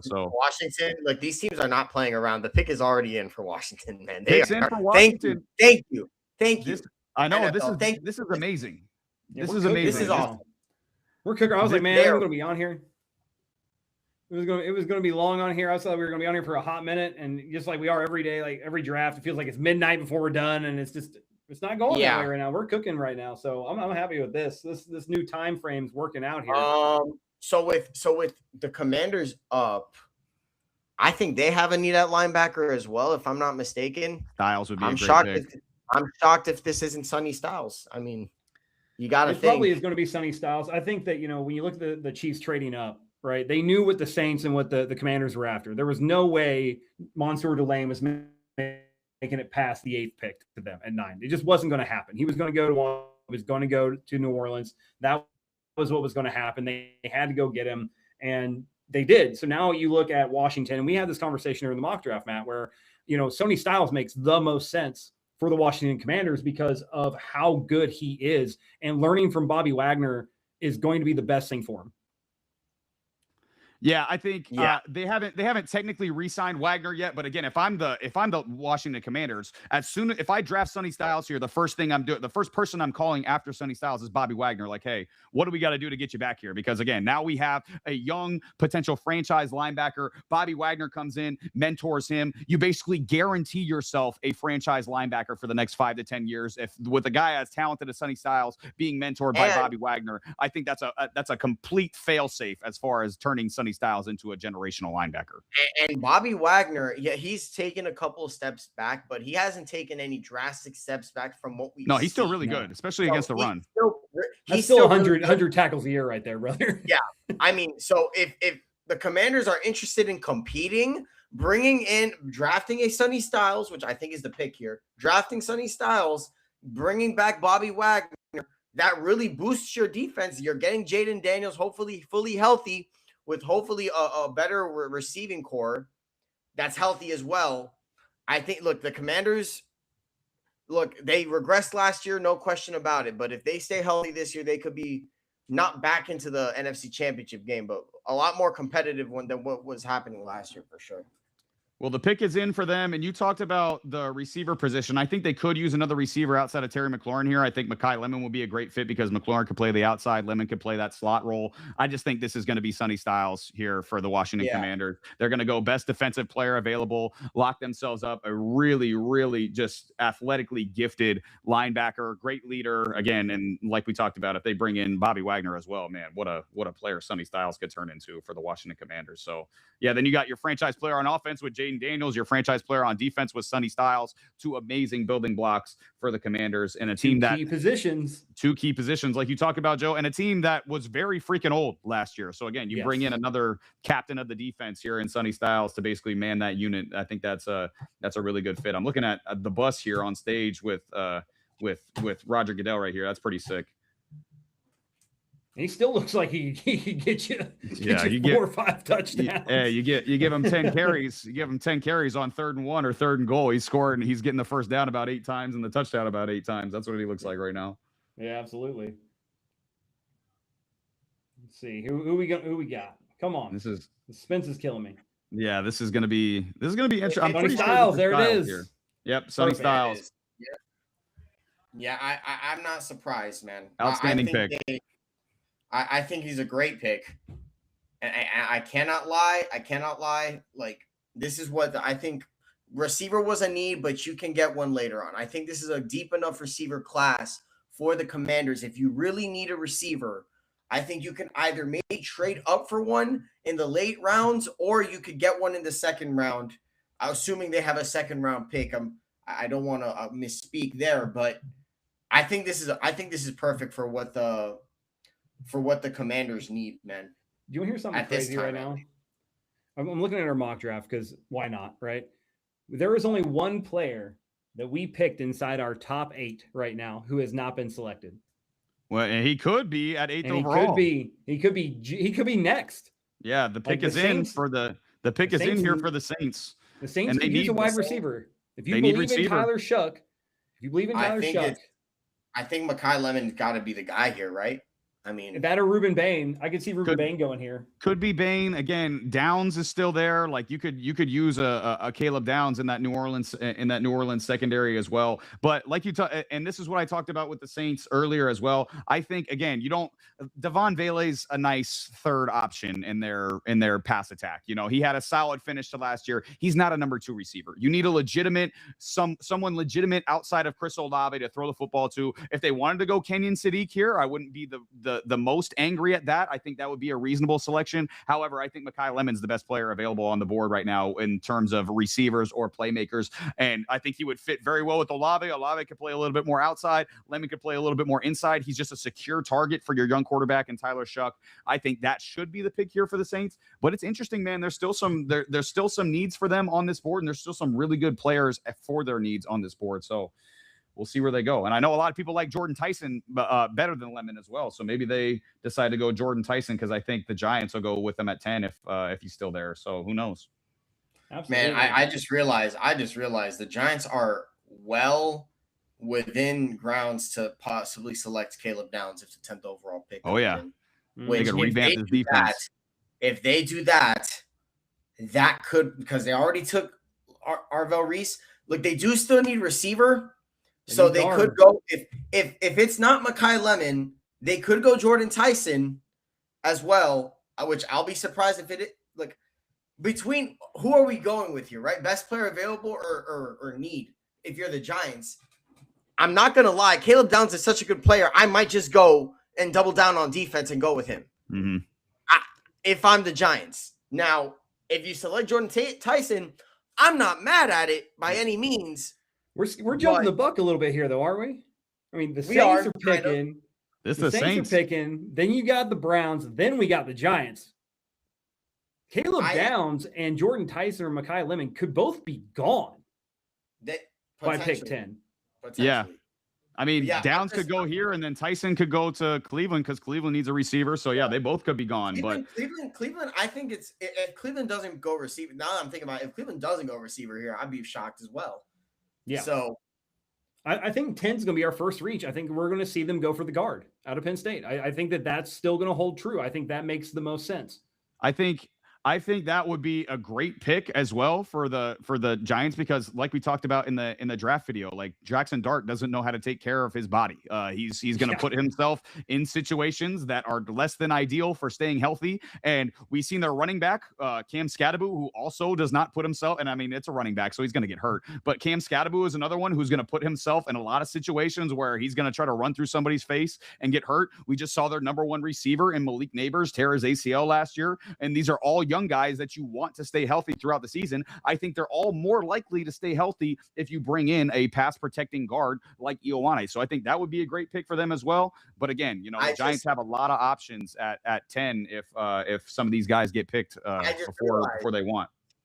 I just realized if the Saints don't pick either Bain, Maui Noah, or Downs, the Dolphins are gonna get one of those players. You would hope. If things hold, I hope. Look, please, you know what, New Orleans, please, the city. I've never been to your city.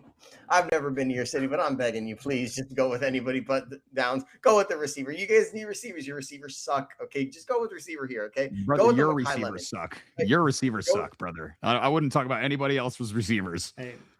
Look, I'm talking about the Saints here. Okay, I'm not talking about what we need. Okay, we're talking about what the Saints need. And the Saints need receivers. So since they need receivers, look, Jordan Tyson, hell of a prospect. Mekhi Lemon, my wide receiver 1, hell of a prospect. He wants Miami boy to stay in Miami, brother. He just wants Ruben Bain to stay in Miami. If Ruben Bain gets picked, the first thing Sammy's doing is he's going on My- NFL.com and ordering a Ruben I'm- Bain jersey. Oh yes, please make it happen, man. It is the most Homer wishful thing I've ever like. Mhm. Sammy, we're I'm gonna have to buying- put you in like some sort of like rehab or some sort of like counseling thing right now to get you away from how Homer you are for these Miami teams. Yeah, it's brother. getting a little bit out of control. It's getting out of control. I try to stay Look, unbiased with my team. The man. first step is acknowledging you have a problem, my guy. So Yeah. you gotta The you gotta second you gotta step- recognize. Look, Yeah. man, look. You gotta understand. You gotta understand something, okay? These players that I'm talking about are like great players, okay? I'm not talking about these players as if look, I'm not talking like these players are like, oh, I'm not overrating them. They are exactly who I say they are. They are elite. You're exactly who we thought they were. You're exactly who we thought they were. Let him up the hook. Let them off the hook. We'll see. Look, I do have to stop homering, but look, I've been in so much pain the last decade and a half, so I think I Decade and deserve a to half? homer. We That's know, just- man. just we know that? it's been pain. We know. But this is I mean, the Saints are coming up here. It looks like the Saints pick's about to be announced. And again, this is an interesting one because they have a few different directions that they should go. Again, if I'm the Saints here, I'm picking Mekhi Lemon and giving my young quarterback a wide receiver too that he can roll with. And I think Lemon's probably the best playmaker available. But they've got some different options here that they could go to as far as impact players that, again, a team that needs some impact players, they've got some that are available to them. And again, I would like Ruben Bain here a lot for the Saints. I would like Caleb Downs here a lot for the Saints, but I think Mekhi Lemon should be the pick here for the Saints. We'll see. I know. So before we went to commercial break here for the draft, they did announce about the Saints and the Browns picks were in, and the Giants were about a minute into their pick. So they're probably wow. about halfway through the clock right now.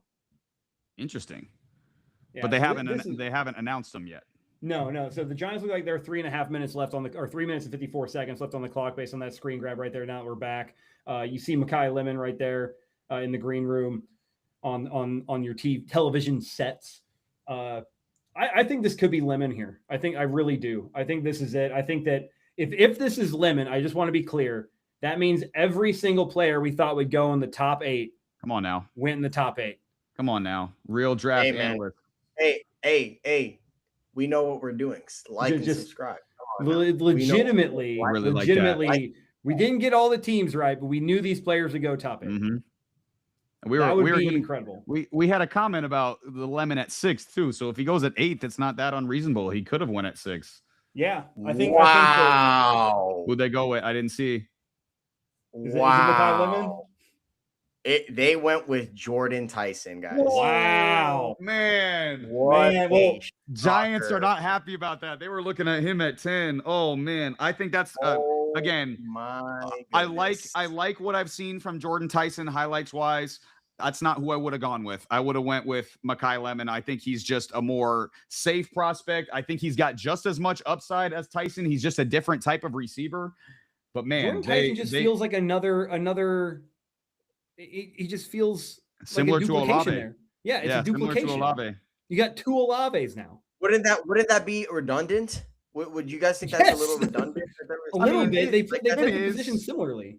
It is. I don't think it's a bad pick for them, though. I mean, they needed another weapon and they needed another receiver. Like I mentioned, Devon Vele as a second receiver is not going to cut it. And again, you see Jordan Tyson, the highlights are ridiculous. Like his release package is unreal. And if he can stay healthy, again, I think he's going to go in there and be a really effective player for Tyler Shuck and Kellen Moore in this offense. But I just don't, I'm Oh my concerned with God. the injuries. And I think Mekhi Lemon would have been a better fit for that scheme as well. But again, they got their quarterback another weapon. Again, this is what we talked about earlier with the Titans and Cam Ward. We talked about this with other young quarterbacks and their teams. Again, go get a weapon for your young quarterback, and that's what they did with Jordan Tyson. Josh is in the chat saying the Tyson slander is ridiculous. This isn't slander. I just think Lemon is better, and Tyson has more concerns injury wise. That's it. It ain't slander. Okay, It's just well, a this- fresh choice of It receivers. doesn't feel like a fit for the team.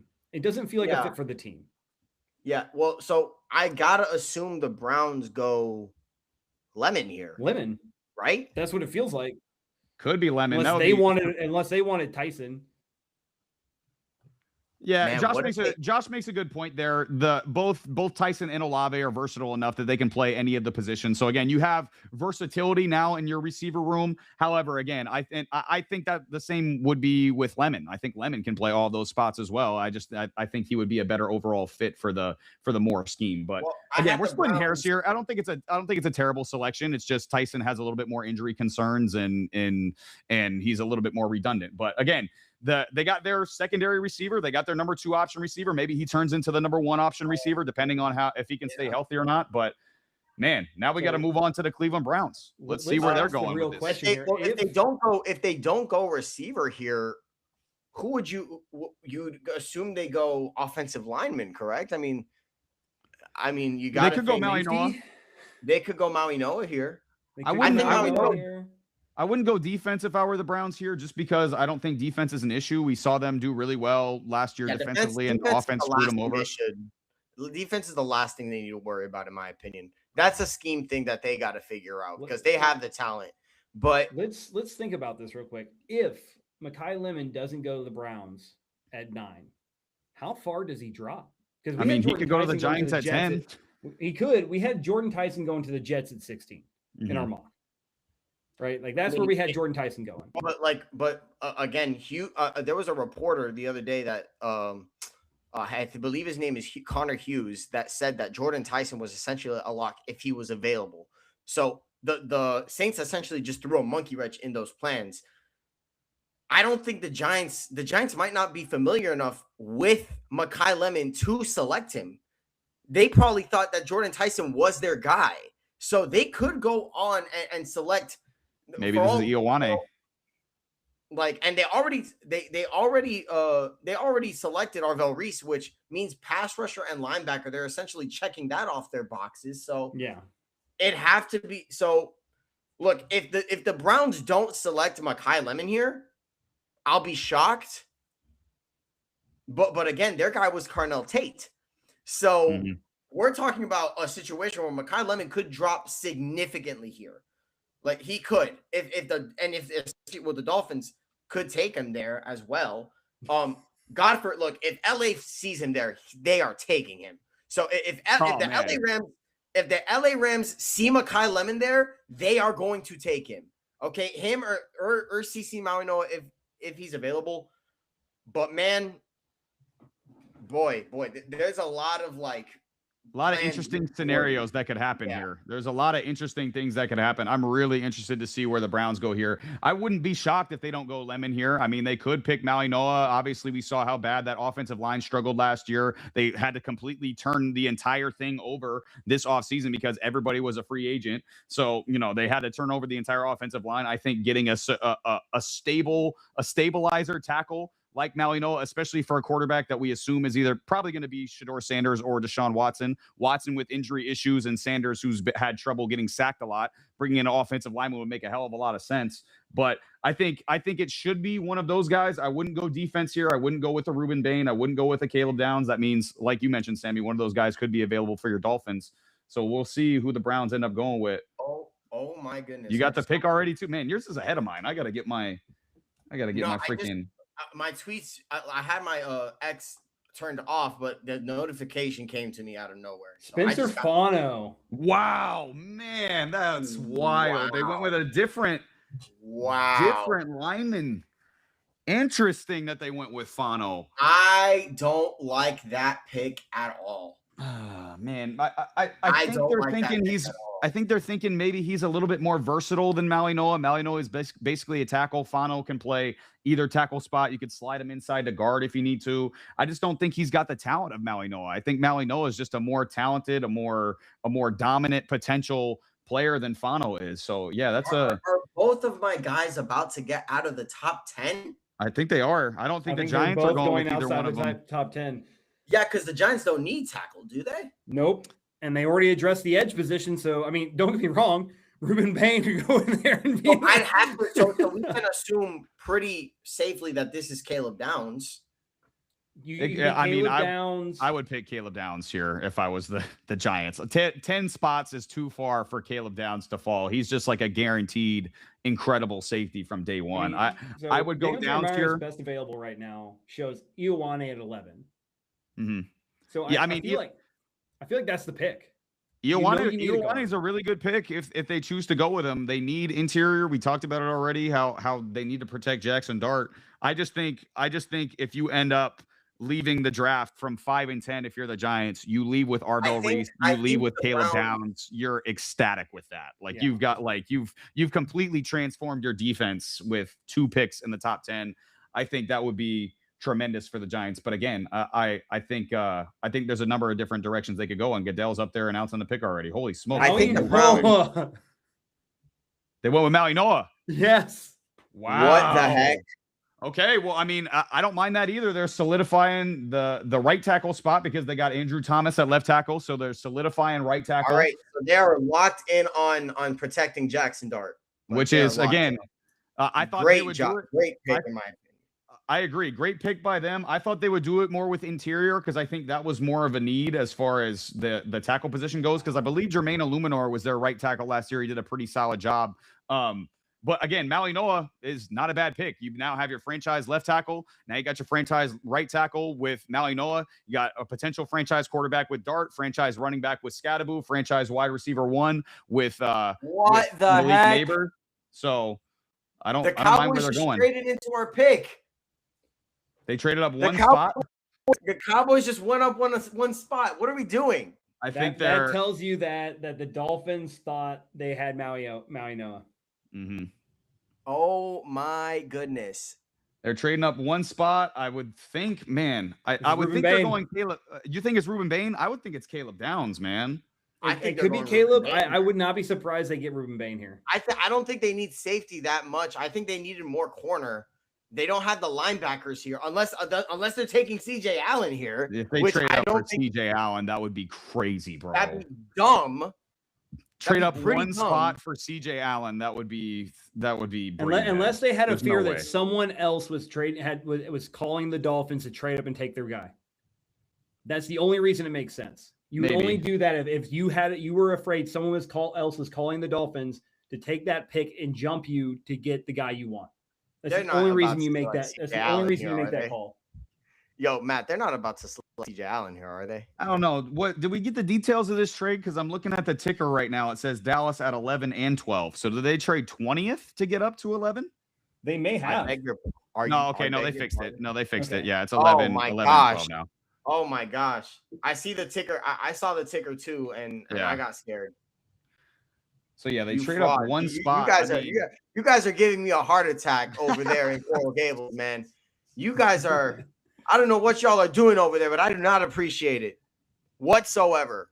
Okay, I mean, we know this pick is not offense. Their offense is fine. They have no issues on the offense right now. The offense is not their concern. Now I think it's a matter of, are they going Ruben Bain or are they going Caleb Downs? And I think, again, I like Bain. Hey. You know, I'm not a Bain hater, but I just love Caleb Downs. I think he's a for sure generational safety that you're getting with this pick. He's someone that, again, you can picture him in that Cowboys jersey just dominating for a decade. So that's who I would go with on Dallas. Shout out to CC Maui Noah.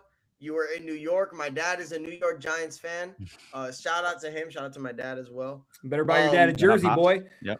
Better buy Pop a jersey. I'm for sure. Pop, you heard it here first. You're getting a jersey from the boy. That's not what I committed to. And Dad, if you're watching this, if anything, you should buy me a jersey, okay? But damn, all the years worth of clothes and food and shelter weren't good enough, huh? Now he's gonna get you a jersey too. No, I need more. The Vegas trip wasn't enough. I need more. The Vegas trip wasn't enough. This is oh my god. Look, man, what an interesting draft already. This has been a blast. Unbelievable. Yeah, this is a very interesting move from the Cowboys. The details of the trade are in. 12, 177 and 180. Okay. Yep. I guess. Wait, give me the details again. 12, 177 and 180. To move up one spot? Did they get any picks back? I don't like that. Wow. The Cowboys gave them 12, 177 and 180 for 11. They gave them a 3rd round pick and another, what is that, a 6th round pick for 1 extra spot? They gave him 2 6-round picks. Wait, First say round again. pick, 177. Oh, I thought you said 77. Okay. Yeah, Okay, the that third makes, round that pick makes would've more been sense then. crazy. Yeah, I thought you said 77. I was like, oh my They gosh, gave- no they gave way. him two day 3 picks and the Okay. 12th pick. Yeah, that makes more sense. I'm not mad at that then. That makes some sense. It For feels them to better move up now, for a right? spot. You don't Yeah, feel, you don't feel quite as feels way disgusted better, the yeah. Cowboys. Now, Don't get me wrong. if they I would still not end have up been picking, surprised if it was the 77th overall pick. If it was Yeah, the that- Cowboys, they do some wild shit. that would have been crazy. So now revisiting the trade that happened between the Giants and the Bengals, that 10th overall pick for the Giants turned into CC Mawinoa. Yeah, so they So essentially that is a- swapped. They swapped offensive or defensive line in Dexter Lawrence for offensive line in Maui Noah, which I you know, personally makes think They've sense. got tackle in their position, right? yeah, both. Yeah, I think as far as right tackle is concerned, I think there was a question mark there. So that's why I'm not as mad at them for picking him. I do think that now, like, it offers a question: what are they going to do at receiver next to Malik Neighbors? But I do think that they can solve that in the 2nd round. Like, I don't think it's a crazy dire need. So No. especially since you have one of the best receivers, one of the most talented receivers in the league. So well, assuming he comes back healthy, there's been a lot of reports that he might not be ready for week 1. So, I mean, you might need another guy on the outside to come in and, produce right away. So, yeah, Right. but it's not I wouldn't, like you were saying, Sammy, I wouldn't say it's an immediate need. It's something that they can address a little bit later on. But yeah, I'm wondering about this pick for Dallas. This is going to be very interesting. yeah, What the if- pick is. I mean, Hear me out. the pick is in, correct? I mean, you got it. Yeah. So Yeah, it's in. I mean, Yeah, pick now is we're in. waiting for. Hear me out. Hear me out. George Pickens just signed his tender today. Oh, no. Mekhi Lemon is drafted by the Cowboys. They're not doing it. And George Pickens gets on the trade block. Traded. I just don't see it. And next to CeeDee Lamb, you want him next CeeDee to Lamb and CeeDee Lamb? Mekhi Lemon are the wide receivers of the Cowboys. They trade wanna George know- Pickens. Josh, where are you at in the chat now? You're awfully quiet now in the chat, brother. This is your team. He's man. nervous. Where- That's what. yeah, where you? He's where really you at, nervous. bro? What do you think's gonna This, happen here, this, man? to me, this to me should be Ruben Bain. I think they need somebody to. I do think that. I think it's they Ruben need Bain. a pass rusher after Micah Parsons. After Micah Parsons left, I think they need better run defending. I think they need better pass rush, and Ruben Bain fills both of those very It should well. be Ruben Bain. It should be Ruben Bain. It's probably I- Mekhi Lemon. They're going to trade George Pickens. If they, I'm not gonna lie. If they pick Mekhi Lemon here, I might crash out. Here comes Ty because- Simpson from the top rope. Ty Boom, Simpson, elbow oh my drop. God. Like, what- They trade what- Dak what- Prescott. Like, Yeah, everything just turns gotta- to shit. Yeah, It I'm would be pretty sure. crazy. I'm pretty sure. It goes back I'm to the pretty sure Cowboys all- draft room. Jerry Jones has got his pants on his head. He's running around like a crazy guy. Like, yeah, okay. Trips Time to like take he did with Grandpa's Clinton. keys. Yeah, this would be. You guys like Bain here? I like Downs here. I don't like. Again, I don't know if safety's an immediate need. I think they probably need edge more, but I Caleb would go Downs. down. Called Yep. it. I think. Wow. Man, Caleb like Downs. he feels like a Dallas Cowboy for a decade. That's now the captain of your defense. You got an immediate all-pro caliber safety there for a Heard decade. someone- Again, he's probably the safest pick remaining on the board. You get somebody who you know is going to be really good. I love it for the Cowboys. I love it. Again, Bain wouldn't have been a bad pick, but again, when you get to 20th overall, we're still going to have some edge rushers there. You obviously, I think there could have been a couple safeties there as well, whether it be Thieneman or McNeil Warren. I just think Caleb Downs is the best available Right. player there, and that's who you got to go get. just have I never think heard it's someone crazy say that we so- had a so need. insulting before. I think it's crazy that the Dolphins had a need at defensive back, and instead of staying at the pick and taking Caleb Downs, they decided to trade back. And I'm assuming Bro, they're you're going to getting go your with. boy. What are you mad about? You're getting Ruben I'm Bain. shocked. I am shocked. I'm shocked. I'm excited, but I'm shocked because you're getting your guy. look, I'm fighting two demons here, okay, Matt? I'm fighting for my boy and I'm fighting for my team, okay? You're My fighting a lot team- more than that, being a Dolphin fan. Yeah, okay, There's a my lot of team- demons you're Yeah. fighting. My brother. team- my team for one, needs a secondary more than they need water. Okay, like this is a team that has nobody at the secondary that of name, none. So you're gonna sit here and tell me, look, I'm okay with the pick of Ruben Bain. I'm excited. I'm super excited. The thing is that now what we're gonna go. I hope AJ Halsey. I pray that AJ Halsey or Thieneman are available at pick number 30. Well, AJ Halsey's not gonna. Halsey will be. Thieneman won't be, but Halsey will at be. pick 30 is crazy. Though, in my opinion. So yeah, that would be too soon. That would be way too soon. I mean, but for you, Sammy, you should just want like best available player right here. Like you gain a couple 6-round picks and you can still pick Ruben Bain. I don't think that's an L for the Dolphins. I think I think that's the right thing to do. I agree. I just think that knowing how this regime is currently operating, I do think fit matters. So, well, you know what? I'm content either way. Because bro, you better start. I want you to get on NFL Shop right now before this pick's even in and Google Ruben Bain Dolphins jersey. I want you to be the first one. Miami Dolphin. Yeah. I could not be happier. I'm not gonna lie. What if he's not though? What if they pick somebody else? If he's not a Miami Dolphin and Makai Lemon is a Dolphin, I will throw my chair up right now. We're gonna see a generational crash out. No, it has to be Ruben Bain. It needs to be Ruben Bain. What Sammy should do is from now on, when he watches the NFL draft, he should pick who the Dolphins are going to draft. And if they don't draft that player, he should build the jersey with that player's name on it. And you should just keep adding nameplates on the back of the Dolphins jersey with the number 1 on the front of the players he thinks they should have drafted. And it would be just perfect. Just nameplate over nameplate over nameplate. Yeah, just like the Browns quarterback jersey you see where it's like name. Do not expose the pick. I need this pick to be announced to me. I need to hear his name. Well, you're ahead of us anyway, so yeah. I look, man. I don't care. Don't say anything. Once I get the reaction, I want to hear his name. Okay, I want to hear his name. Okay, we will not say it. We will wait for Sammy to see it. I'm still hung up on Matt saying the most disrespectful, hateful thing I've ever heard him say about a player, about Caleb Downs, which was he could be a Dallas Cowboy for a decade. You're right. I shouldn't wish that evil upon somebody. Jesus. That is pretty brutal. But again, you saw him holding up that Cowboys Downs jersey. Like that just looks right. You know, he feels like he's going to be a Cowboy for a long time. Again, maybe that's to his detriment because the Cowboys find a way to lose every year. But again, he's not a Dolphins fan under 50, Sammy. Jesus. My goodness.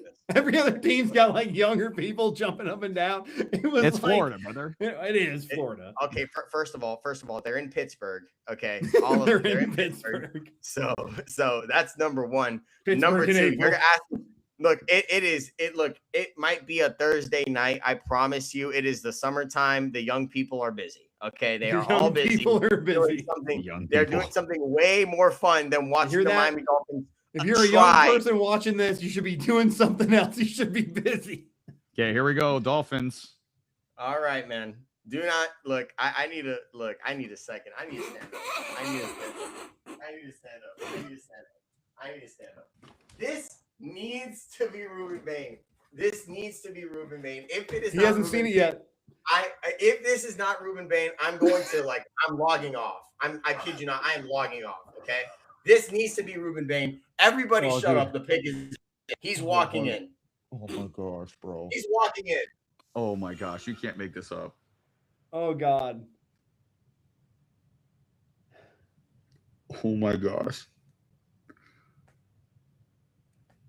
How you doing, buddy? How you doing, buddy? Oh my God.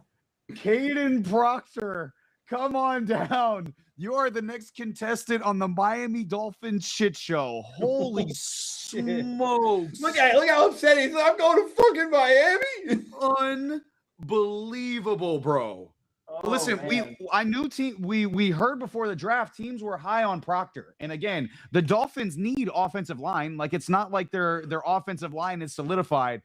But man, this was not the best player available. You need every other spot too. You have Ruben Bain on the board. Makai Lemon would have been a better pick here. Ioane would have been a better pick. He's a more solidified, stable figure. They went with a high upside tackle. Again, Caleb Proctor is a really, really talented player. But again, this is, I keep saying Caleb. That's the defensive lineman for the Southeastern Louisiana, who we talked about in a previous video. But Caden Proctor here at 12, bro, for the Miami Dolphins is absolutely insane. Like I am with Sammy.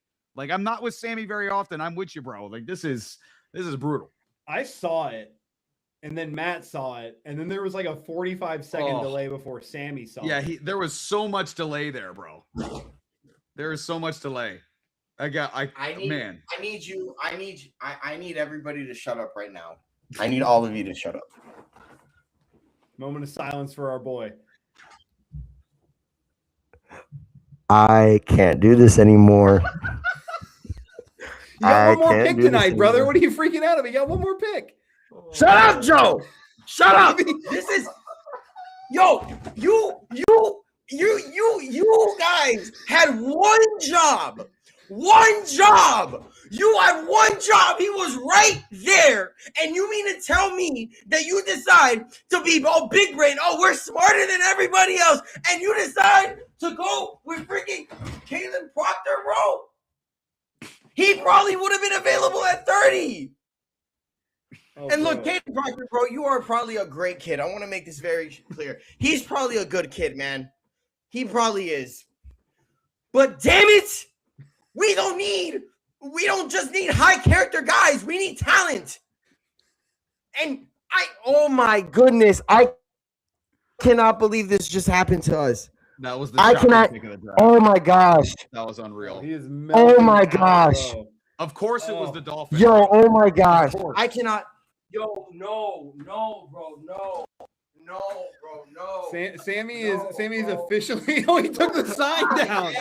He took the sign down. Yeah, change shirts too, brother. You better change shirts. Oh, that's crazy, bro. No, take this off, man. Take this off. Oh my God, brother. I can't believe that just happened. Dude, Joe, that was priceless too, because you saw it first, and then I saw it right after you, and the look on your face, I was like, "There's no way." And then I saw it, and I was like, "Oh my gosh, bro!" Like, my eyes got big. I was like, "This is unreal." And then the delay was crazy. He didn't see it for 30 seconds. That was unbelievable. Oh God, the delay made it so much better. That was fun. So much better. I can't find any worthy jersey. All I have is Heat jerseys and the Marlins. I have nothing. Man. Well, I don't know where my Panthers jersey went. I have nothing. This is literally rock bottom. I have nothing to wear. I can only wear this.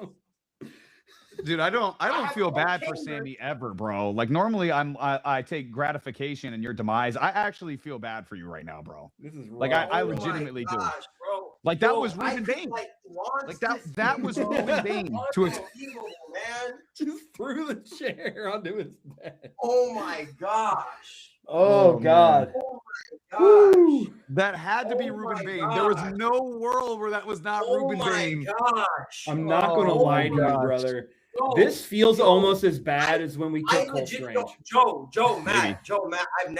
I've never wanted to like erase my fandom in my entire life until now. Like, this is a genuine. Like, I'm not even click. This is not for a clip. You could clip this if you want. I don't care. This is genuine. I don't want to be a fan of this franchise anymore.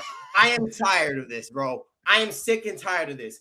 Every single Ruben Bain is right there. You mean to tell me that Ruben Bain, who is arguably the best edge in this draft, is right there? You're in the middle of a rebuild, and you decide he's not even the best tackle available. No, bro. That's crazy. This is Tell you insane. what, Sammy, here's what we'll do. Okay? I'm going to present this screen. This is how we're going to do this. I'm going to present the screen. Sammy, I'm going to help you pick a new team. Are you ready? Here we go. We're to the wheel. Sammy a new team. We got the wheel, baby. Here we go. Are you ready? We're going to take the Dolphins off. 31 to 32 teams, Sammy. Here we go, to be the baby. Jets. Here we go. Oh, come on. Come on. I don't want to care about that. Spin it. Here we go. Who we got? Please don't be the Jets. Please don't be the Jets. Cam Ward. Welcome to your new team. All There right. you go, Sammy. I'll give you one more free spin. Do you want one more free spin? Can I get one more spin? I feel like I could do a lot. One better more than spin. this. Yeah, and then you can One more choose. You can spin. choose between the two. Yeah, between the two. Choose Yeah, I'll between let the two. you. For sure. For sure. The Dallas Cowboys.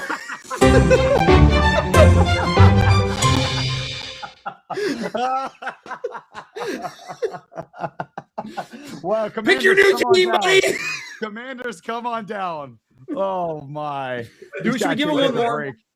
Should we No, give him that's one it. more? You get two. You get I two. feel dirty. That's No, it. we'll give him three. Well, I Let's give have him to- three. I have to pick between trash and garbage. Is that what I'm hearing? Let's give him three. Oh. Let's give him We three. can give them three. We get two. Give Was him already three. too much. I feel bad. I feel bad. We didn't upgrade him at all. Please be good. Please. Oh, yes. Oh, yes. No, you're doing Rams. No way, This right bro. here. This Well, right speaking- here is exactly. This right here is exactly what I need. Right That was here. actually This is- perfect timing because the Rams are on the clock, and there has been a lot of, as much as I would want to stay and keep talking about the Dolphins, that would be great. But the Rams are on the clock, and I think this has got to be Mekhi Lemon. We've seen a lot of smoke here about Mekhi Lemon potentially going to the Los Angeles Rams, and Devontae Adams is aging. God, he's got to be his chair. Devontae Adams aging, Puka Nacua in trouble. I think Lemon fits that system perfectly. Maui Noah's already off the board, so I don't think they obviously can't go there. I think it's got to be Mekhi Lemon here. That's who I would pick if I was the Rams. Yeah, it's not a bad pick. It would really fit what they need. Like I said, you're trying to win another Super Bowl. That makes the most sense. I think that you get additional help for your aging quarterback. You get him a reliable target who can really step in day one, provide something. Mekhi Lemon makes the most sense here. Let's see. I Rodgers can't, up there. Look, Mekhi Lemon definitely is the guy in my opinion. There's a lot of smoke between the. I mean, look, they're showing Ty Simpson on the draft thing right now. Ty I think, Simpson. They were high on him. wow. They were high on him. They were high on him. Wow. Everyone My. thought that at 13, this would be the pick. Everyone was surprised by it. They said, no way. But look at the bright side, Sammy. Oh. At least you didn't man. draft Hey, Simpson. hey.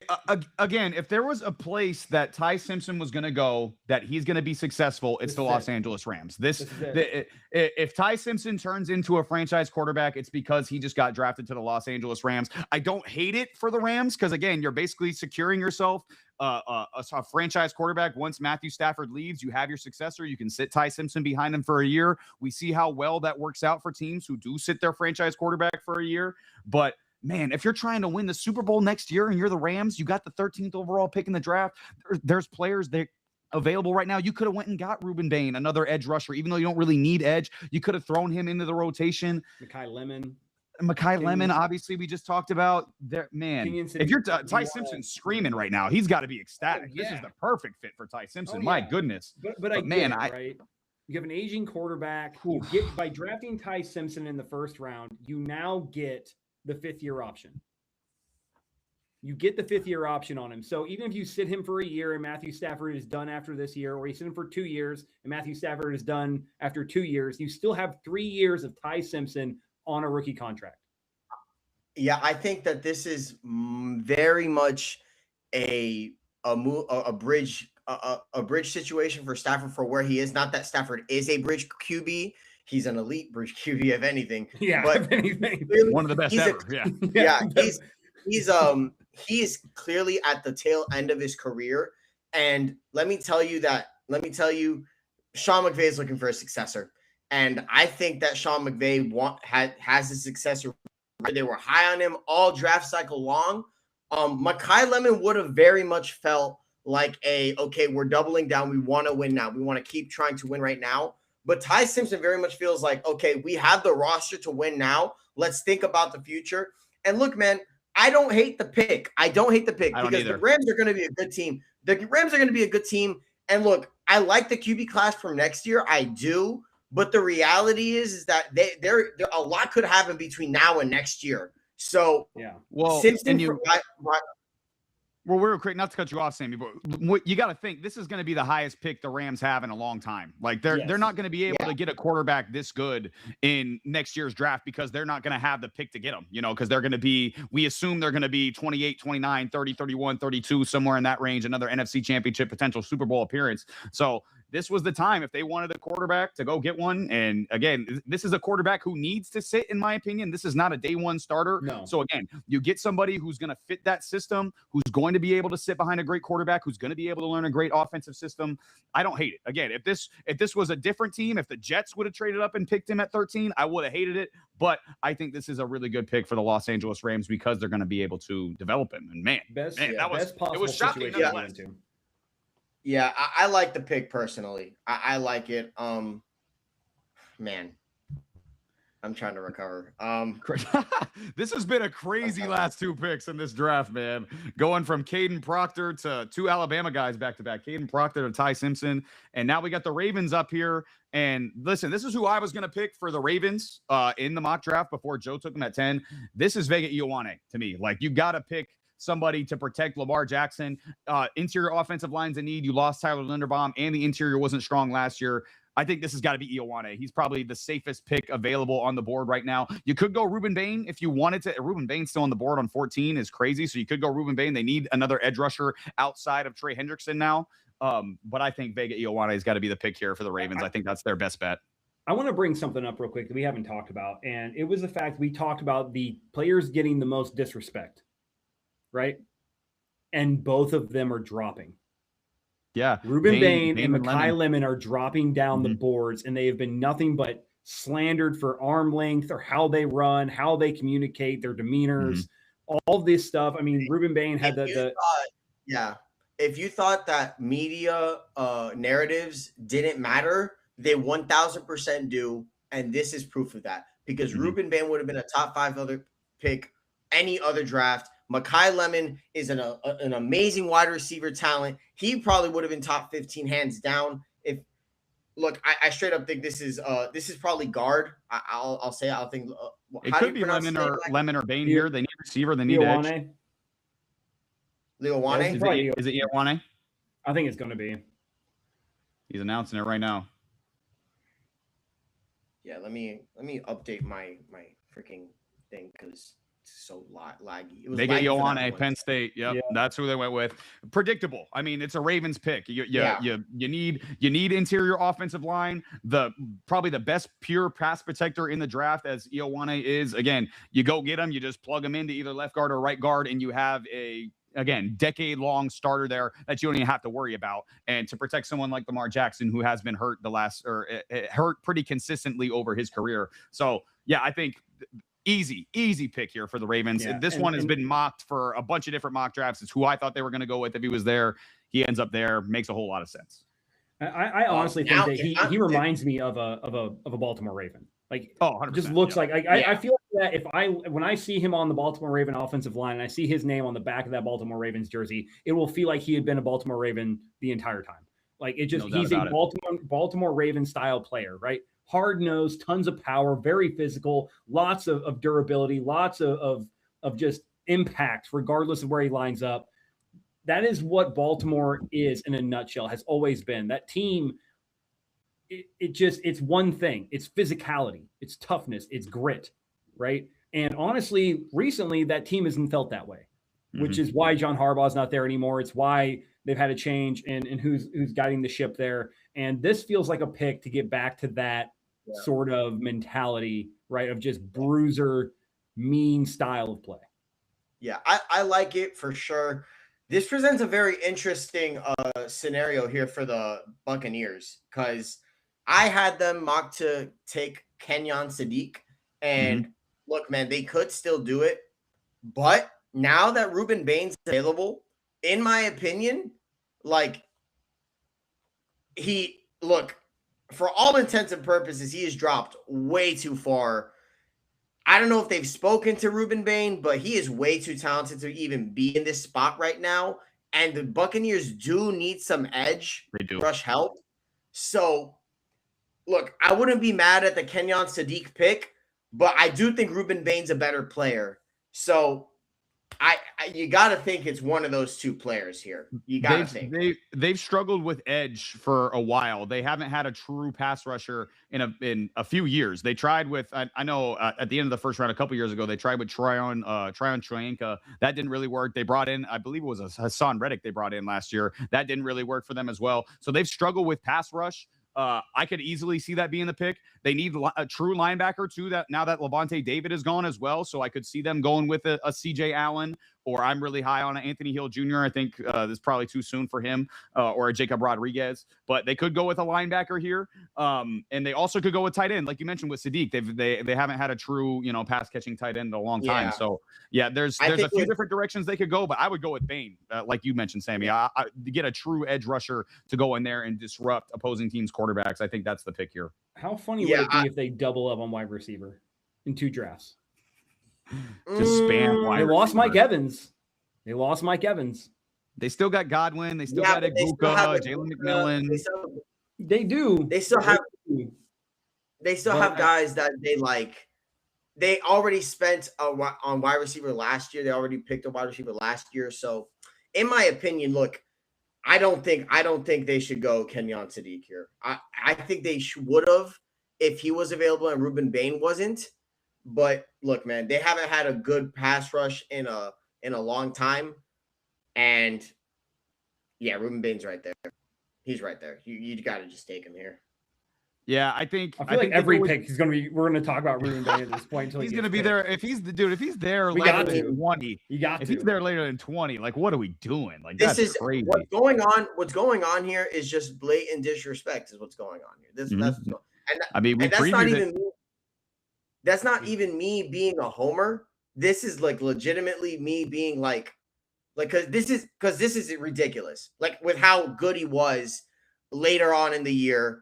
With how talented he is on both aspects of the defense, it's ridiculous. He has to go right here to Tampa Bay, in my opinion. I mean, that tells the story right there. Daniel Jeremiah's best available. Ruben Bain, 7th on Daniel Jeremiah's big board.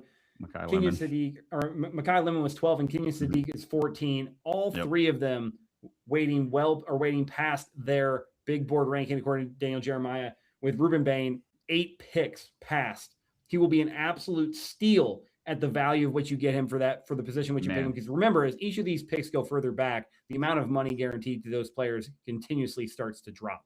If you get a Ruben Bain style player 8 picks later than he was projected to go based on a lot of these big boards, which to the fact, I did not think you would have a shot at David Bailey or Ruben Bain past pick 6. I really didn't.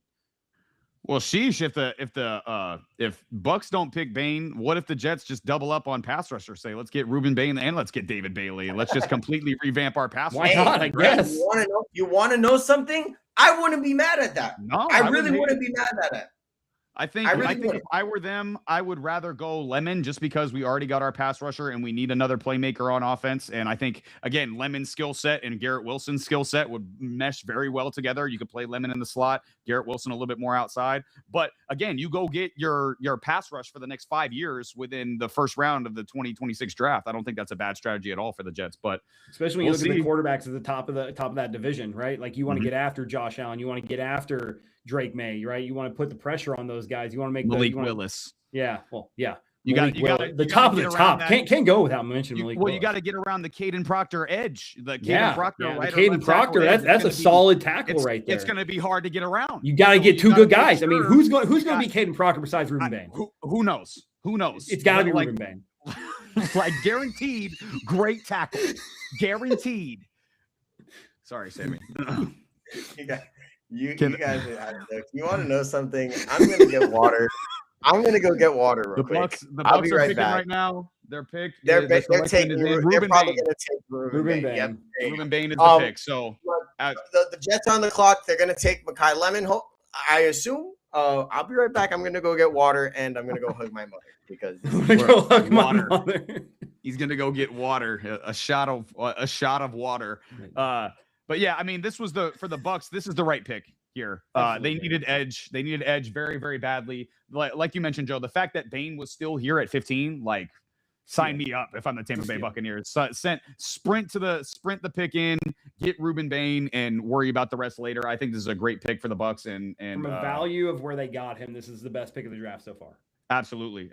Best value pick of the draft so far. Now they finally get an edge rusher in there. Hopefully they can get a double-digit sack season out of him in year one, because he's certainly capable of that in year one. But again, like we talked about, now we're on to the Jets. Again, Jets got some options here. I know for me, this pick would be pretty easy for me, because I think he's the best player on the board right now, very comfortably. That would be Mekhi Lemon. They need a wide receiver too. Lemon could play the slot. Again, he could get those intermediate yards. You could have Garrett Wilson on the outside. And then again, we talked about this in the mock draft video.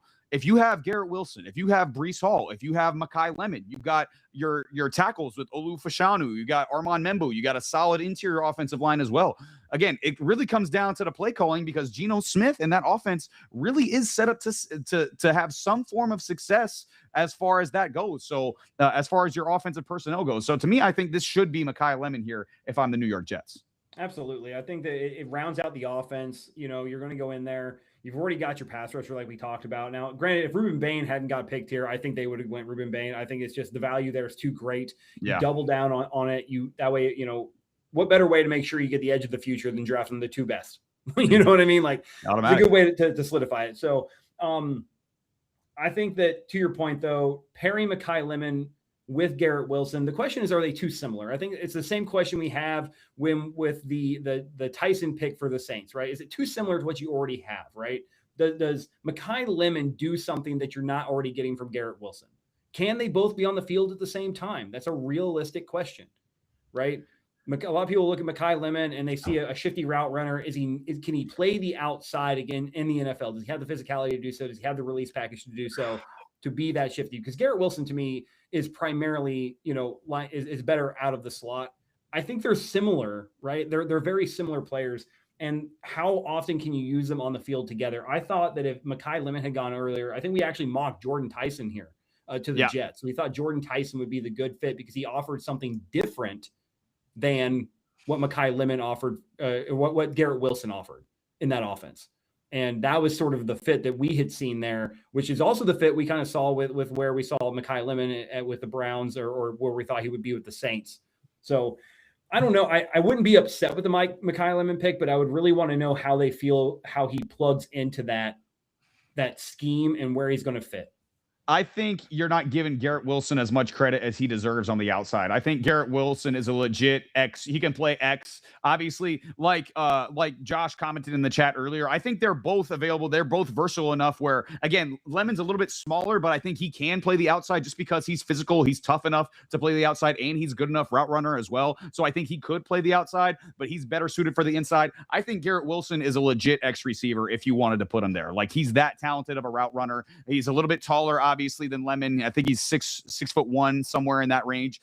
You can play him on the outside, but again, they're interchangeable. You can throw either one of them at either position, and I think they'll be able to have success either way. So it'll really come down to what the offensive scheme is. It'll come down to their offensive coordinator, how he's able to draw up packages for each of these guys to allow them to be successful. But to me, again, I'm going with best player available in a position of need. I think Mekhi Lemon has got to be the pick here for the Jets because they need that position so bad. I agree. Honestly, I wouldn't hate Sammy's top tight end in this draft, Kenyon Sadiq, for them either. Yeah, Sadiq wouldn't be a bad pick here either. Another weapon. They need tight end. They drafted Mason Taylor last year in the second round. He had an okay season, but yeah, Sadiq would be a definite upgrade. But yep, Goodell's there right now. He's announcing the Jets pick. Looks like they're see where they go. I mean, Kenyon Sadiq is the pick. Wow. That was a good last second mention there from you, Joe. Again, they definitely needed tight end. Again, what they needed was another pass catcher. They needed somebody else to catch the ball for Geno Smith. They needed somebody else who was going to be, Sadiq, obviously, like we saw with the combine, 4.39 40. He can be a vertical threat down the seam. He can open up defenses there. He can open up the run game for Breece Hall as well. He's going to open stuff up for Garrett Wilson as well. So again, I don't mind that pick. Again, you had to get a weapon of some sort. But again, for me, that would have been Mekhi Lemon. Like, I just think he's the best player available at this point. So, amen. Again, not a bad pick, but keep an eye out for Mekhi Lemon. keep an eye out for the Steelers and the Eagles if he is still available. Yeah, Because for sure. the Steelers have been regretting do want to get a receiver to put next to Metcalf and that huge contract of his. And then the Eagles, look, the rumors with AJ Brown are pretty obvious.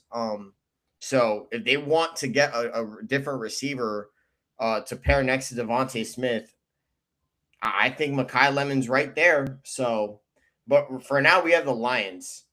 Yeah, this is Monroe Freeling here. This is I can almost guarantee Freeling, right? I mean, this is your pick, right, Matt? So, well, this is the one I wanted them to stay away from because I think he's more of a project tackle than a plug and play, just immediate, ready to go left tackle. And obviously, the Detroit Lions, like we've seen in previous years, are a win now team. Like this is a team that needs to win now. Obviously, a down year for them last year, but they're a team that again, coming into next season is going to have NFC Championship, Super Bowl, division winning type expectations. And I don't know if Monroe Freeling is ready to be that level of left tackle that somebody like Jared Goff especially needs. Like Jared Goff needs a good offensive line, especially good tackles for him to survive. And I don't know if that's the right pick, but it's who they're going to pick. Like it's what they need. He's there. He's very, very talented. I'm not questioning his talent. I'm questioning his NFL readiness right now.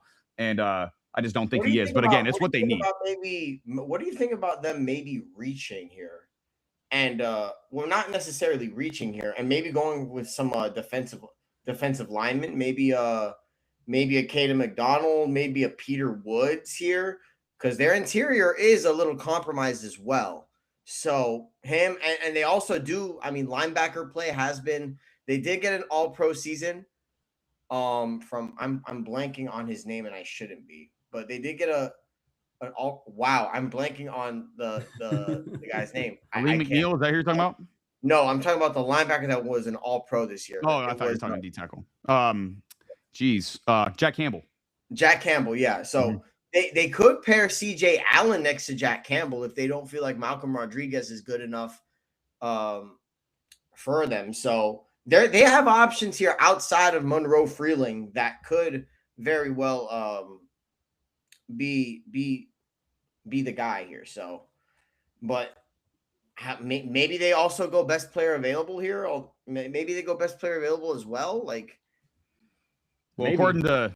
according to Field Yates' best available, it is Monroe Freeling, who's the best available player in the draft. So it would make a lot of sense. I mean, this is about the range that he was supposed to go. Big need for the Lions, so it would make a whole hell of a lot of sense if they decided to go with him. But yeah, like you mentioned, the Lions aren't a perfect roster right now. They have things that they need.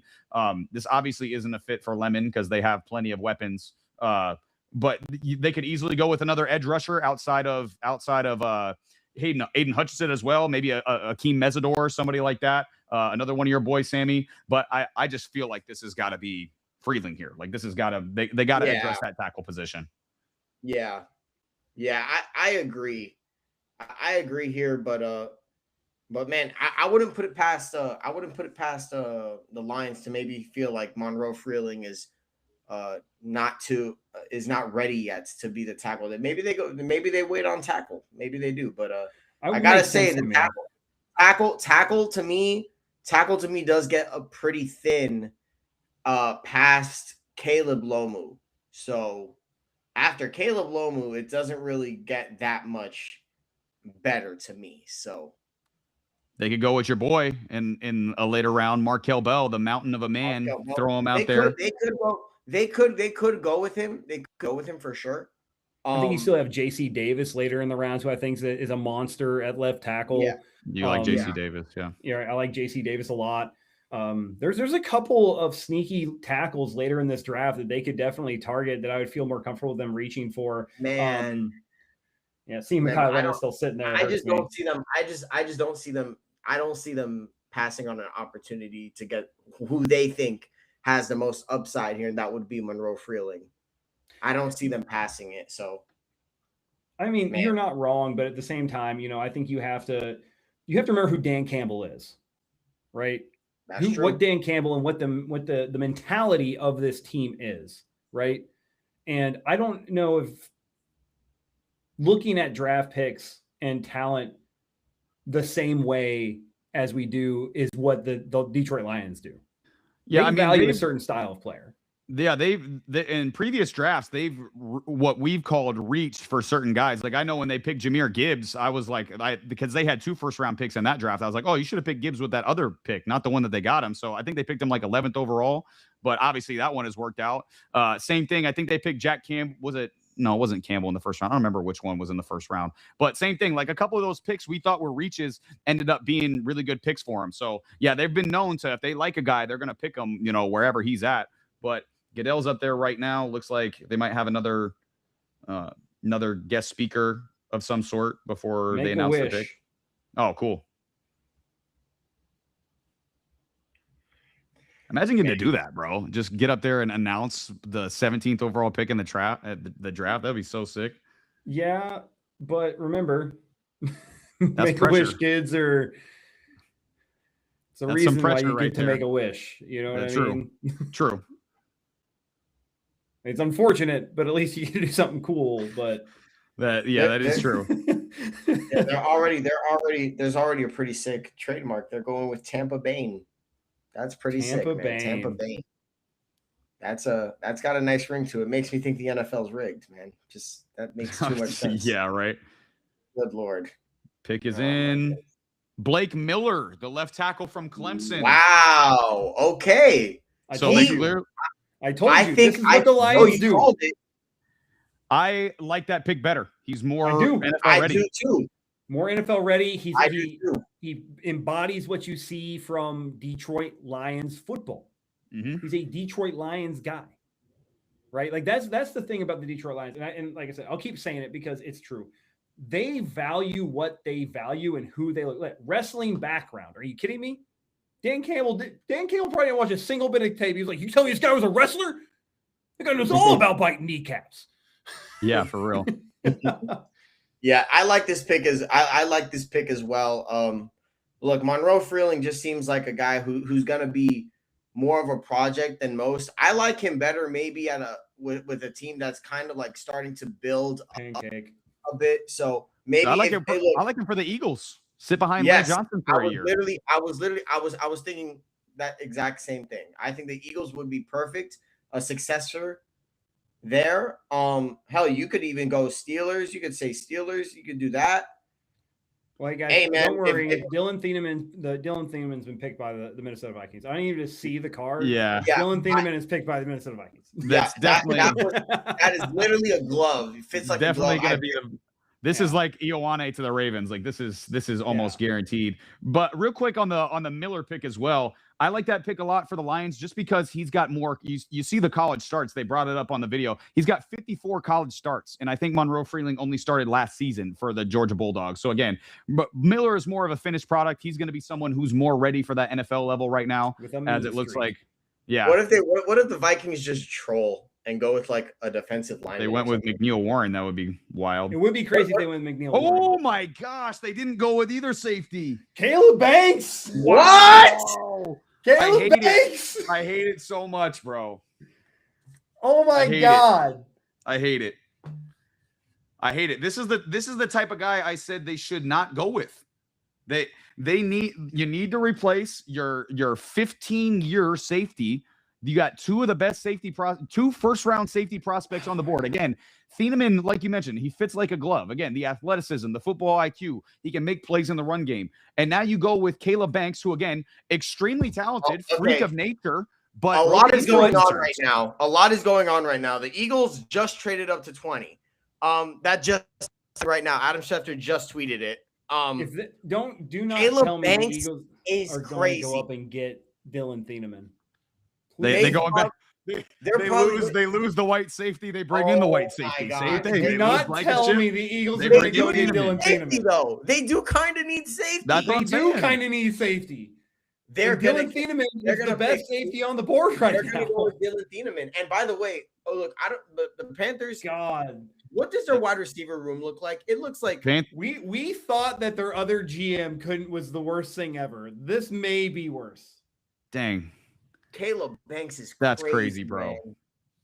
Oh my I don't God. like that pick at all. I don't like that pick either. This Panthers pick just got a whole hell of a lot more interesting too. Because again, now you just asked about the receiver room. Again, I think Mekhi Lemon is a tremendous fit for the Carolina Panthers in this offense. I think he would be a great wide fit. receiver 3 drafts in a row in the first round. Yeah, that would be crazy going receiver 3 drafts in a row. But again, you got to get some weapons for your quarterback, and you can't All right, the details pick of the against the trade, fact that you got Leggett wrong. So the details of the trade just came out. The Eagles are trading with the Dallas Mavericks, the Dallas Cowboys. geez.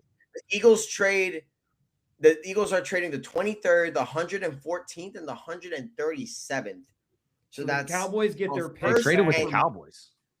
The Cowboys Wow. get their picks back from the trade with the Dolphins. The Cowboys they actually Basically, moved up. Yeah. They went from 177 to 114. And what was the third pick? 137. They moved up from 177 and 180 to 114 and 137. They Holy did shit. move down a few more spots here, though. They went from 20 to 23. So I mean, but yeah, but you're talking about in the bulk of this draft is in day 2 and day 3. That's where we've been talking about most of the talent is. And the Cowboys just jumped 60 spots in one and 50 spots in another. That's 2 rounds. Dang, I gotta go That's in like 2 minutes too. This sucks. That's Hey, man. 2 rounds. Shout out to Jerry Jones, man. Jerry Jones, you Shout are out to Jerry fucking Jones. working right now, my guy. He's going to work. Going to Yeah. work. We talk about him sleeping a lot. That man is awake. That man is awake. They remember And to let me give tell him you- his college. And let me tell you, we can say a lot. We can say a lot about the Cowboys. One thing they can do pretty well, they know how to draft for the most part. It's not like they can't draft. They got Booker last year. A couple years before that, they got CeeDee Lamb, Micah Parsons. Right, this is a team that has built through the draft. The only problem is that they haven't been able to piece it together on the field. So, Honestly, look, you man, could say that the problem has been coaching, in my opinion, yeah. for most of the time. The problem has been But coaching. that's a great look. I'm still not past the fact that the Vikings, who had a need at safety, Terrible. I understand it. They needed defensive linemen. It's not like they didn't need it. You had options. Vocal like- Vike. Vike, tell me Oh, you how got the hat. I forgot feel. you got the hat. Yeah. Tell me how you feel, brother.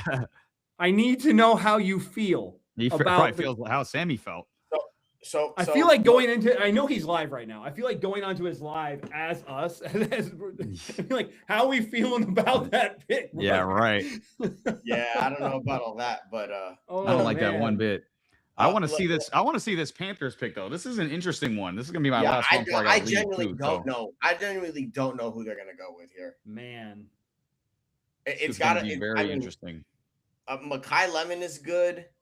I mean, They do you need could go Thieneman here too. Like Thieneman will be a nice fit. They need a safety as well.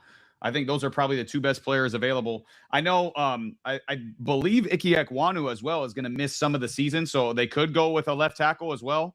Because I don't know if it was a patella injury that he had last year. He had some sort of major It was knee a pretty injury bad before the injury. playoffs. Yeah, it was pretty So, bad. So yeah, they could go with a left tackle here. Obviously, Freeling is still on the board, but I don't know, man. Mekhi Lemon's too damn good to be here at 19th overall, in my opinion. I would go with him. it's all about fit at this point. You know what I mean? And Yep. I don't think the Panthers look at their squad and go, you know what we could use more of. Yeah, right. You know, True. They're not Christopher Walken. You know what you need is more cowbell. You know, like it's just not a thing, right? Like, All right, let's see. Panthers pick is in. Goodell's announcing it. Wow, you're right. You were right, Matt. Mekhi Lemon. Oh, Monroe Freeling. Yeah, see, that's what I was saying. You're right about Again, tackle. Ike Ekwonu, he's going to be out for a little bit of the season. Again, you need a tackle to get in there. Again, I don't know if Freeling's the right guy. He's ready to play right away, but I agree. You were right about the mentality that they had. I don't like the pick. yeah. I I would don't like it. again. I would have went with Lemon, but who knows? I'm just a regular. I think they're thinking- Why is football his mom a fan. yoga instructor part of his intangibles? All right, boys. I gotta What are get we out of here. doing, I gotta go. ESPN? I gotta go. I gotta go yell at these kids. Hold it down for me, yeah. All right, we got you, we, brother. we definitely will. I pray to God the 30th overall pick won't give me a bigger reaction than what the heck happened at the 12th overall pick. Oh, All right, see you guys.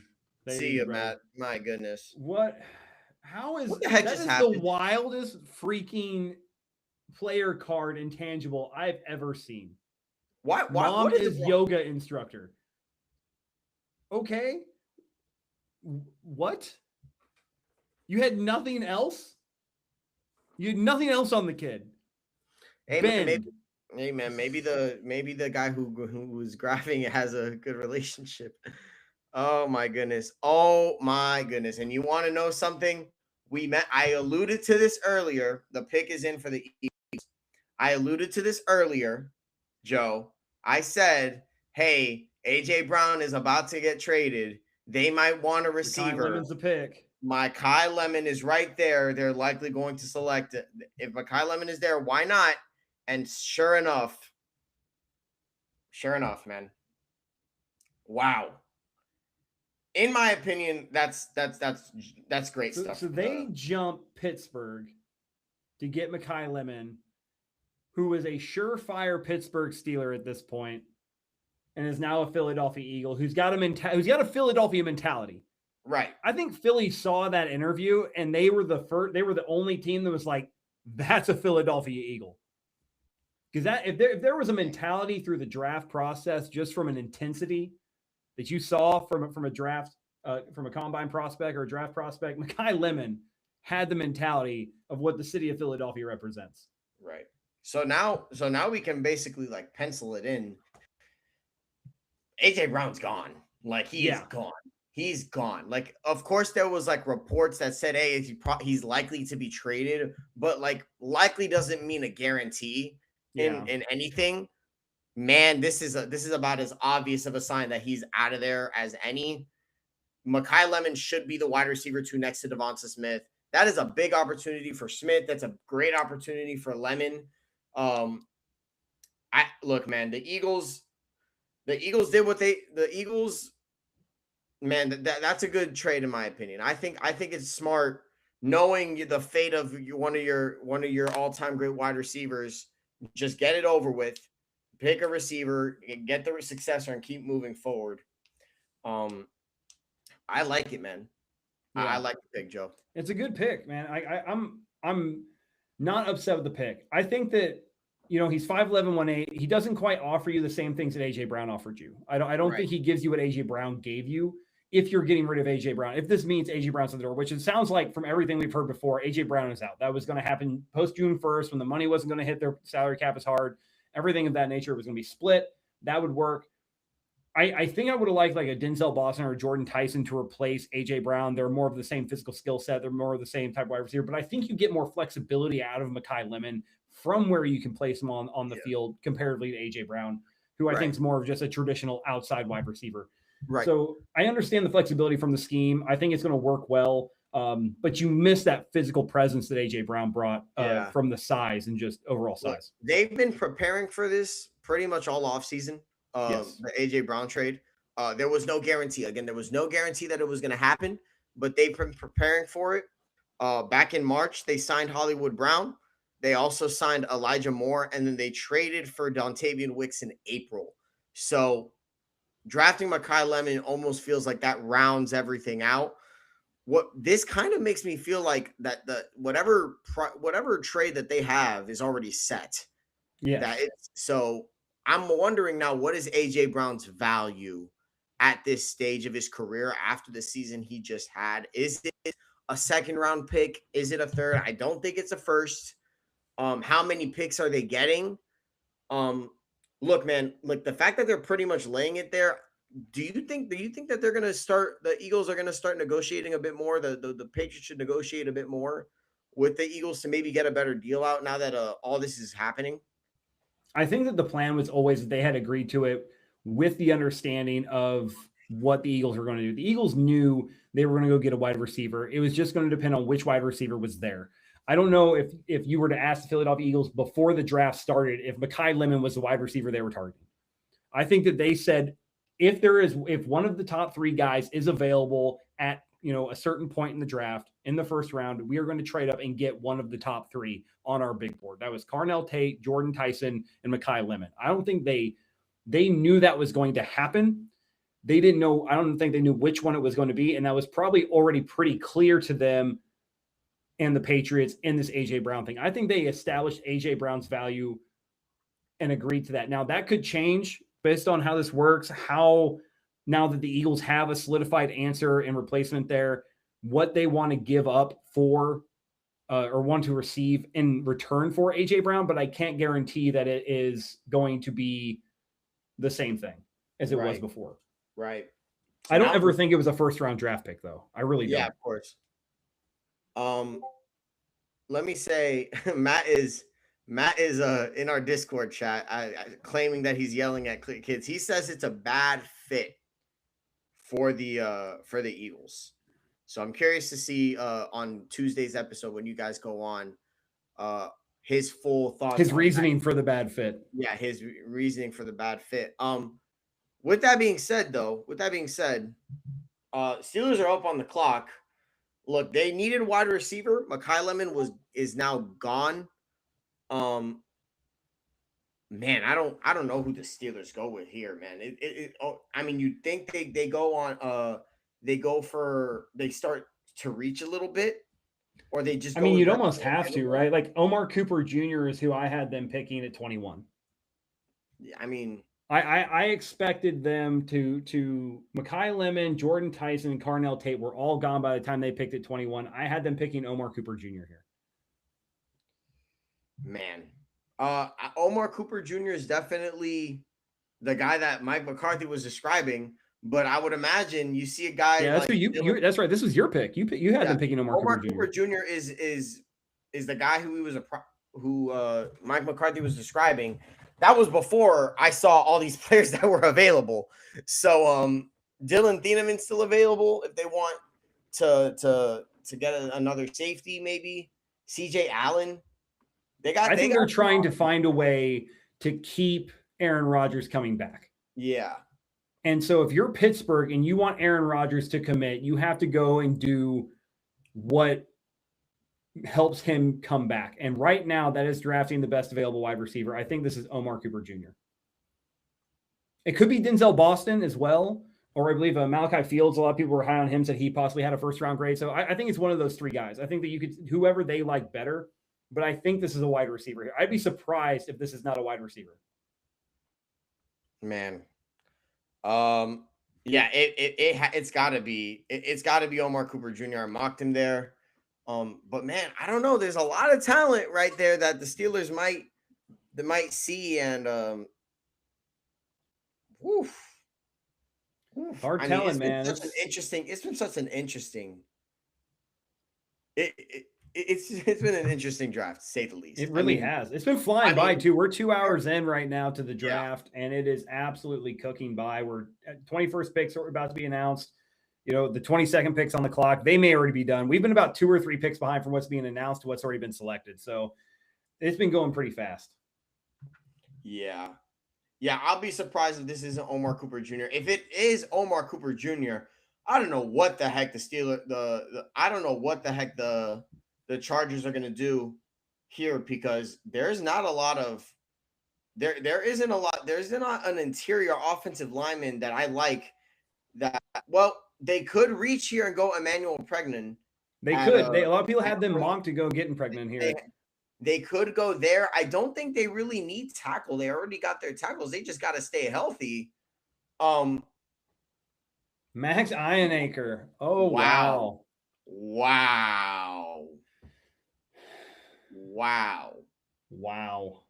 Look, they needed tackle. They did need tackle. They did. Matt really likes the guy. He does. He was, according to a lot of people, the best tackle available right now, like of the players on the board. So far, we did predict all 5 tackle. This dude's ass is hanging out on the draft video. Jesus. We had 5 tackles picked in the first round. All 5 of the tackles are now off the board based on our mock draft video. So far, I mean, that's the top 5 tackles we had there in the draft. See, look at that. Keeps getting better. Core strength basketball player. Nothing about this guy's mom. That is what you're supposed to see on a tackle's draft card. What is wrong with these people at ESPN and just putting weird stuff on the brother? It's like the people who do the the announcement stuff for the Boston Celtics on NBC Boston. Have you seen those tags? They're absolutely diabolical. Yeah. Same guy must have made old boys draft card. Oh man, I don't know what. Look, man, I don't know what the Chargers do here. Look. I think I said this was a trade back for them. This was a trade back spot. I didn't like any of these people. Right? I mean, I don't think they need to make a pick here. I really don't, unless they want to go edge rusher. I mean, I don't think they need it. I think the guard, they need interior offensive linemen. And unless you're reaching for pregnant, you got to trade back. This is I'd be calling anybody, anyone and everyone. Yeah. But I mean, I'm sure the pick's already in, and I'm sure that they've already moved on to it. But yeah, the pick is in.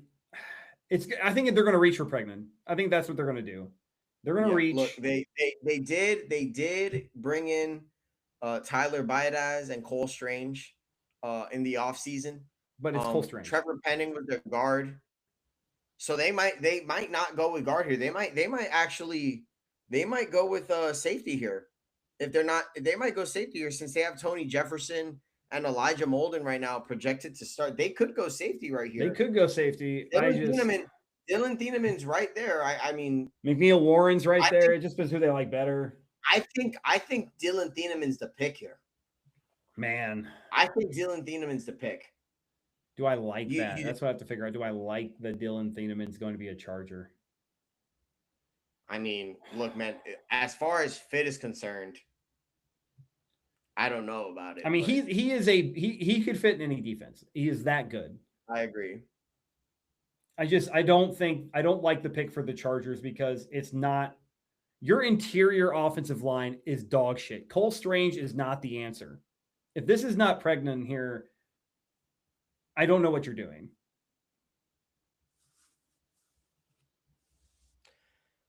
Oh my goodness, man. I look. I don't want to be sour grapes and bring it back up or open up a fresh open wound. There are some people who are like okay with the Caden Proctor pick. We're in no position to be picking projects. Okay, we need talent on the team, and I get it. We're not going to be good this year, but we need something that we can actually chew on, something that fans can be excited about. And yes, I know Caden Proctor isn't the sexy pick. He's not the sexy pick, but furthermore, you probably could have had Caden Proctor in the later rounds, and later in the first round. That's the thing. You can afford to maybe trade up and get Caden Proctor. So Akeem Mesidor. Oh, hey, all right. You know what? They needed defensive linemen too. So okay. They did need defensive linemen too. So between defensive linemen and safety, which one was more of a need? That can be that's a question you could ask. But looking at the edge rushers that the Chargers have at this point, they do have Tuli Tuipulotu and Khalil Mack. So what I'm guessing is that Max aging, Mesidor's going to come in. Yeah, learn from Khalil. Mesidor is 25 years old, so that's the only downside is that he's one of the older rookies. But I mean, he can get him really well-rounded. He does everything very well that you want from the defensive edge position. He's a more mature, player. You're going to see that maturity. I think you want that maturity. We put too much stock in the difference between 3 years. I think we really do. Right? Like he's 25. He'll be 30 by the time his rookie contract's done. 5 years of solid defensive play or edge play on a rookie contract to where, you kind of decide, hey, do I think he's going to sustain this like Khalil Mack, like Myles Garrett or not? And you make that decision. That's not a bad place to be. 5 years of top tier double-digit sack on a rookie contract. I'll take that every day. Yeah, and if he does pan out, look, 30s isn't the end of your pass rushing career. Look, you can get a good contract. Khalil Mack is well past that. Yeah. So, and he's not a one-trick pony, right? Like he can go out there and play run defense for you. Yeah, and I think that's what's going to keep him in the league. Akeem Mesidor isn't a bad pick here. They also do they run a 3-4 So if you want, you could pair Akeem Mesidor inside and pair him with Tui Pelotu and Khalil Mack and get some more pressure if you want. He's big enough to play a 3 DE, I think. Yeah. I think he's got the So weight I and think size. it's a scheme fit. I think it's I personally I think they really like. I think they could have used a safety like Dylan Thieneman, but maybe they want to shore up that front seven more. I'm not mad at the pick. I like the pick. I'm not mad at the pick. I do think Dylan Thieneman's a better player, but not a terrible pick. Not a terrible pick. No, not at all. Cowboys are up now. I would have liked the trade back there, but yeah, no, they're up. So once again, right, George Pickens just signed his tender. This could be another one of those situations you see where this is a trade back, or this is a chance to get a wide receiver that might spell the end of George Pickens' time in Dallas. Right. It would be surprising, but it wouldn't be the end of the day. Do you think they go double safety here? They could. Because like looking at, oh man, that would be wild. Thieneman and Downs at safety. No, that is diabolical. That's crazy to me. But I mean, looking at their safety room, they have Jalen Thompson, who they just brought in, and Malik Hooker, and now they just added Caleb Downs. They brought in PJ Locke. Dylan Thieneman and Caleb Downs can play every aspect of either safety position. Yeah, I like it, but they play the run game well. Look, I agree. I agree, Joe, but they just signed Jalen Thompson and they just drafted Caleb Downs. So, in my opinion, they go linebacker here. I think they go CJ Allen. Here. We had them mocked to get CJ Allen early in this draft before they traded up, obviously there. And, now they're sitting here traded back from 20. This could be the CJ Allen spot for them. Yeah, I think if I'm not wrong, I think Matt had him mocked to Dallas, so it might end up working out. And CJ Allen could very well be a Dallas Cowboy, barring very shortly. Very shortly. There's still Jermon McCoy, who's still available. Something to note, Joe. Only one corner taken so far in the first round. I think Jermon McCoy's injury history and Colton Hood's sort of who Colton Hood is, just from a player perspective, I think have scared a lot of people off. I'm going to make a bold prediction here. I don't know if we're going to see another corner drafted in the first round. Yeah. This could be a one and done from the corner position. Look, man, I don't blame them. I don't blame them. I don't blame the teams for thinking and being scared of Jermon McCoy's injury history. Jermon McCoy's a heck of a talent. Him falling out of the first round seems wild to me, but I mean, I don't see Dallas taking him here, especially with CJ Allen available. I'm looking and I don't see any. I mean, I do see the Chiefs, the teams that might need defensive backs. Maybe the Bills take a shot at them. The Niners could take a shot at him, but I mean, maybe the Seattle Seahawks decide to. Maybe the Seattle Seahawks, if he's still available, take a stab at him. But maybe Mekhi Lawrence. Wow, we got asked earlier. We got asked earlier where Malachi Lawrence could go if he could go in the first round, and here he is, pick 23 to the Cowboys. Wow, man, what a pick. Reach! What a reach there. Okay, holy shit, juicy. Juicy is the word we're using now.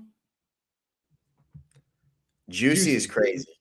So we've had his mom runs a yoga studio, and Juicy to describe drafted players in the first round now.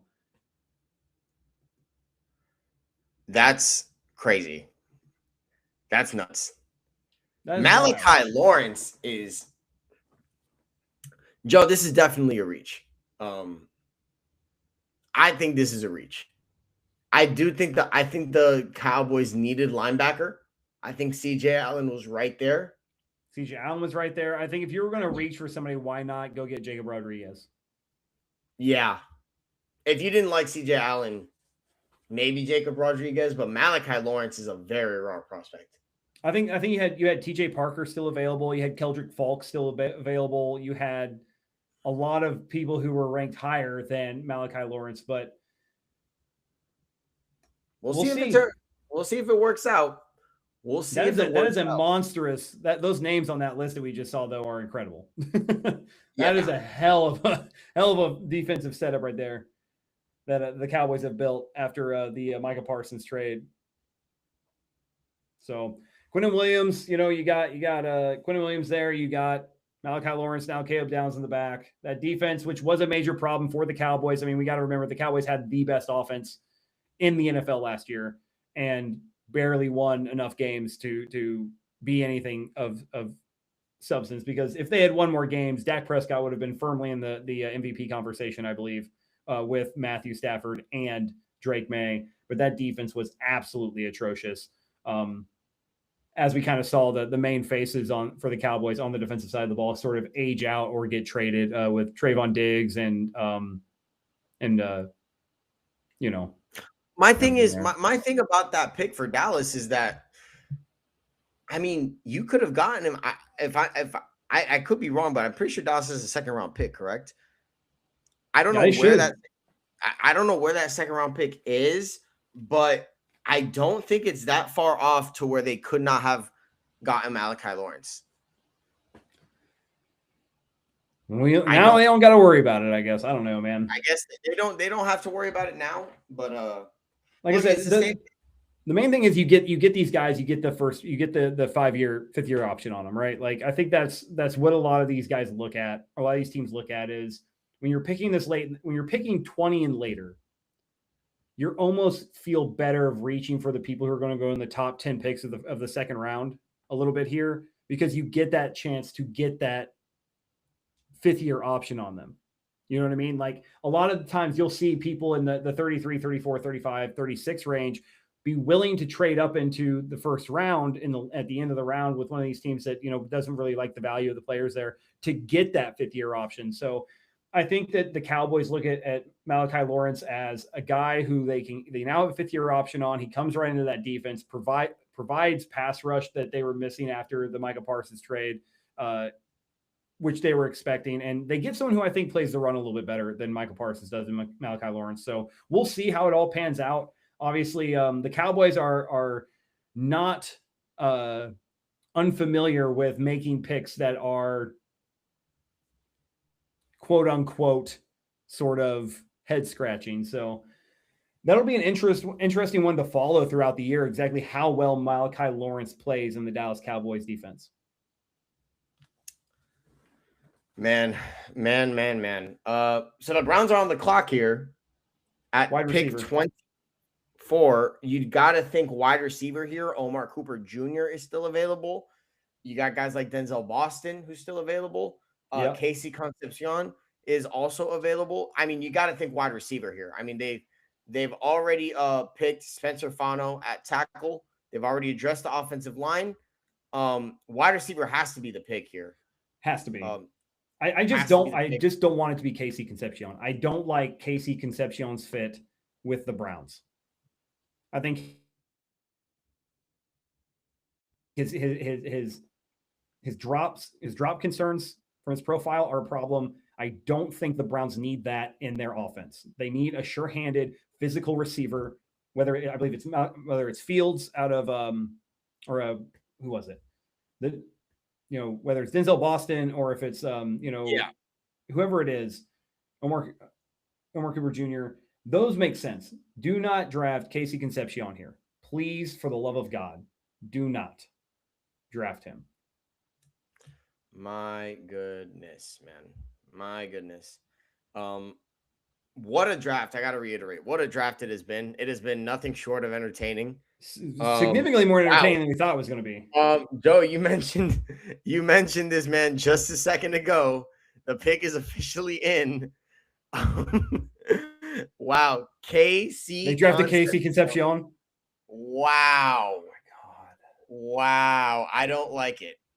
Hey, man. if he shores up his hands, right? If he shores up his hands and he starts becoming reliable with the football, the kid is explosive. Yeah. He runs good routes. He's very shifty. He's got the return potential, right? He can return punts. He can return kicks. He just drops it right there. Too many drops. He had 10 last year. Yeah. Oh, That's man, too many. That is too many. But he's just a beast. Decision. Look, man, I will say that he is a good route runner. So they're probably looking great for after the catch. He is great after the catch. He just he's got to fix his hands, which I don't know. I mean, he's got to fix his hands, but if he does, which is very he's got possible, everything else. If he does fix his hands, I mean, who knows? You know what I mean? So Matt in the Discord just said he does not like either pick. And I can't lie, I don't like pick fan here. I'm not a Browns pick fan either. I think Omar Cooper Jr. is more of a complete package, but I thought Denzel Boston had a significantly better impact. Maybe not as crisp as a route runner, but his range, his length. I liked his vertical. I liked how all of his intangibles from the combine showed up on his tape. Right when we talk about combine numbers, right, we talk about combine darlings. Right, we had Josh in the comment earlier said that Sony Styles was a combine darling. Right, like everything was the combine, but when you see the stuff at the combine pop on tape, right? That's what you saw. Denzel Boston, you saw it pop on tape. Omar Cooper Jr., you saw it pop on tape. Casey Concepcion, you saw the tape, but he didn't have the things that those guys had when it came to doing the dirty work of the wide receiver position. And I'm not a fan of it. It just feels like they're hoping that they're looking at their coaching, right? They're looking at their wide receiver coaching right now, and they're going, well, what do I pay my wide receiver coach if he can't fix this kid's hands? And I think that, if you're going to look at a first round talent and go, well, if he can clean up the drops, he's going to be great for us. That's a statement I don't think I'd be willing to make to draft a first round talent. Right. First round talents are not for people. Like you said, developmental prospects are not where you're supposed to be taking it. Like it better be a very high floor, but like Hall of Fame level ceiling. You believe this kid has if you're going to take him in the first round, but you have to develop and coach something out of it. I agree. But they made the pick is done. The Browns, look, man, for all we know, this guy could end up being. He's got a lot of talent. Exactly. Yeah. For all we know, he could end up fitting like a glove. And for all we know, all these prospects could end up fitting like gloves. You know what I'm saying? But yeah, I mean, who knows? But the Bears are now on the clock. They lost a good amount of players on the defensive side of the ball. They do need defensive linemen. They lost their center. They're going to address that later on. We have a trade. They need defensive linemen and they need safety. I'm not going to lie. It's almost laughable if Dylan Thieneman is not the pick here. I mean, there's got to be something up if he isn't the pick. I mean, the fact that McNeil Warren and Dylan Thieneman are on the table right now at 25 is absolutely insane. Well, we got a couple teams here that do have needs at safety. So the Bears, the Bills, and the Niners all have needs at safety. The Bills just traded back, by the way. They traded back 2 spots with the Houston Texans. Okay, so that's pretty big. So Houston's going up 2 spots. So let's see. They need a defensive lineman. Gotta think this is maybe Caden McDonald. Caden McDonald could be an option there. I don't know, man. I'm at a loss right now. This is. I'm still reeling from the Browns pick, man. I did not like that pick. Yeah, I question that pick. It feels like a Browns pick, though, doesn't it? No, pick a player. We're not a fan of it. Like that just feels par for the course for the Browns. Yeah, but I mean, maybe this is the year that it finally turns around. I mean, maybe this is the year, man. Who knows? Casey Concepcion better be like, I liked him somewhere where he could go and develop, and it wouldn't be on him to be the number one guy right out the gate. I know Jerry Judy's supposed to be there, was supposed to be there still, possibly. You got Harold Fannin, but you have a rookie quarterback. You need a reliable target. You need a guy who's going to catch the football. Trade details just came out. Oh, wow, interesting. So the Texans are going to get the 26th overall pick and the 91st overall pick. Bills get the 28th, the 69th, nice, and the 167th. Okay. Move back, move up, and an additional pick. I don't hate it. I don't hate it. Maybe they think McNeil Warren's going to be there for him because the Texans aren't going to have a need at safety. And I do think that the Niners do need some help at pass rush. I know they drafted Mike Williams last year, but he just got he got injured last year, so they might double up and trade. There's another report that the Niners are trying to trade back. So the Niners, look, most of these teams, I'm not gonna lie, a lot of these like plans that these teams had probably got foiled. They probably all got foiled because, I mean, we're talking about Carnell Tate being taken at 4th overall. That foiled the Browns' plans to take a receiver there. So they decided to trade back and get Spencer Fano instead. Get Mekhi Lemon late or get Casey Concepcion late. God, imagine having your eye set on Carnell Tate and you end up with Casey Concepcion. Yeah. It just, I don't like it. I don't like it. Dylan Thieneman. There you go. There we go, baby. That seemed like the obvious pick there. That's a great pick for the Bears. Great pick. Rangy safety. They lost both. I believe they lost Jaquan Brisker. Yes. If I'm not mistaken, he was pretty big for their defense. I think Dylan Thieneman and Byers in New England now, I believe. He was also on that Bears team. So yes, you needed safety help. You go out and get the best safety on the board. Dylan Thieneman can play every aspect of the safety position. Plus, he's got 4.35 speed. He's going to help you out in the run game. He's going to help you out. He's got sideline to sideline safety playmaking ability. Reads the ball well in the air. Just a physical safety. Yeah, I agree. So the Bills traded back. Honestly, if I was the Bills, the Bills trade interest is interesting because I thought that they might go linebacker and take CJ Allen. That was a thought that I had, but they ended up not doing such a thing. They ended up trading down with the Houston Texans. I love that pick from Chicago. I love that pick. It's a great pick. That might be my favorite pick of the entire draft. Chicago, you're getting an absolute baller. Yeah. Absolute baller. That is right there going to be your generational safety for the next decade. I'm shocked that I'm shocked that it took Dylan Thieneman this long to get drafted. Given how Minnesota took Caleb Banks. True. He should have gone to Minnesota. Everyone thought he was going to Minnesota. Minnesota had a need at safety. He was the best safety on the board. You knew he was going to be there. He did everything Caleb Downs can do. He had some tackling concerns in 2024. That was his worst year. It was a bad Purdue defense. Like, he even compares to Harrison Smith, the guy he was supposed to replace. Wow. Oh, the Dolphins are trading up. They're trading up. No way. We gave up pick 90. Okay, well, the Cowboys trade makes up for that. So I'm not too. Wait.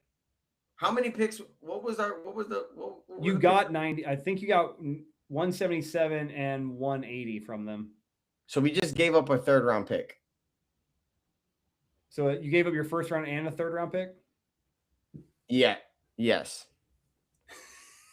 Ryan, I can't lie. I have been crashing out.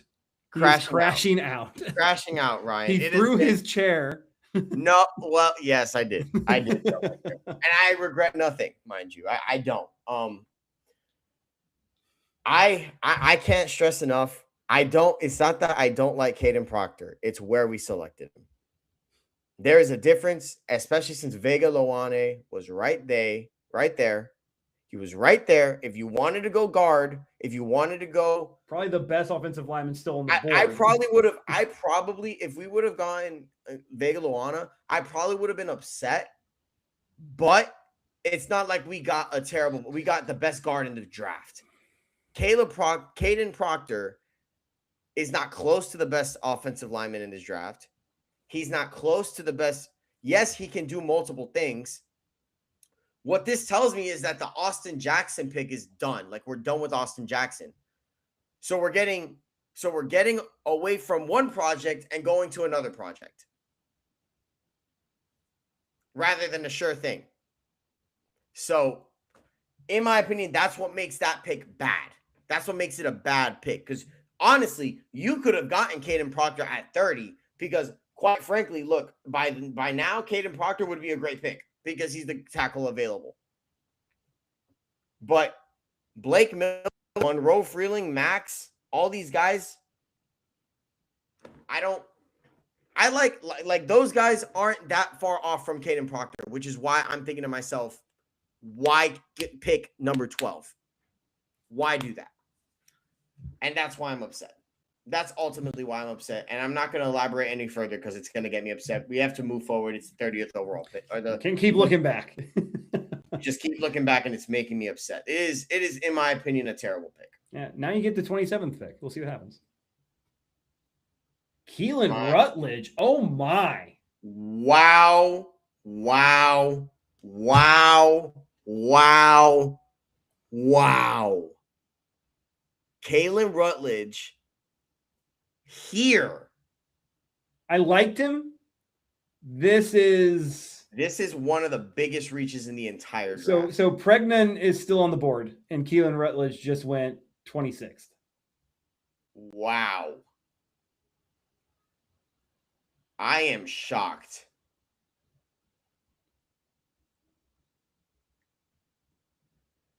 I am shocked.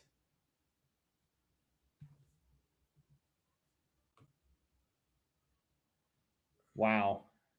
That I don't feel so bad about the Caden Proctor pick by Miami anymore. Yeah, that pick. I liked Keelan Rutledge early on. They needed guard for sure.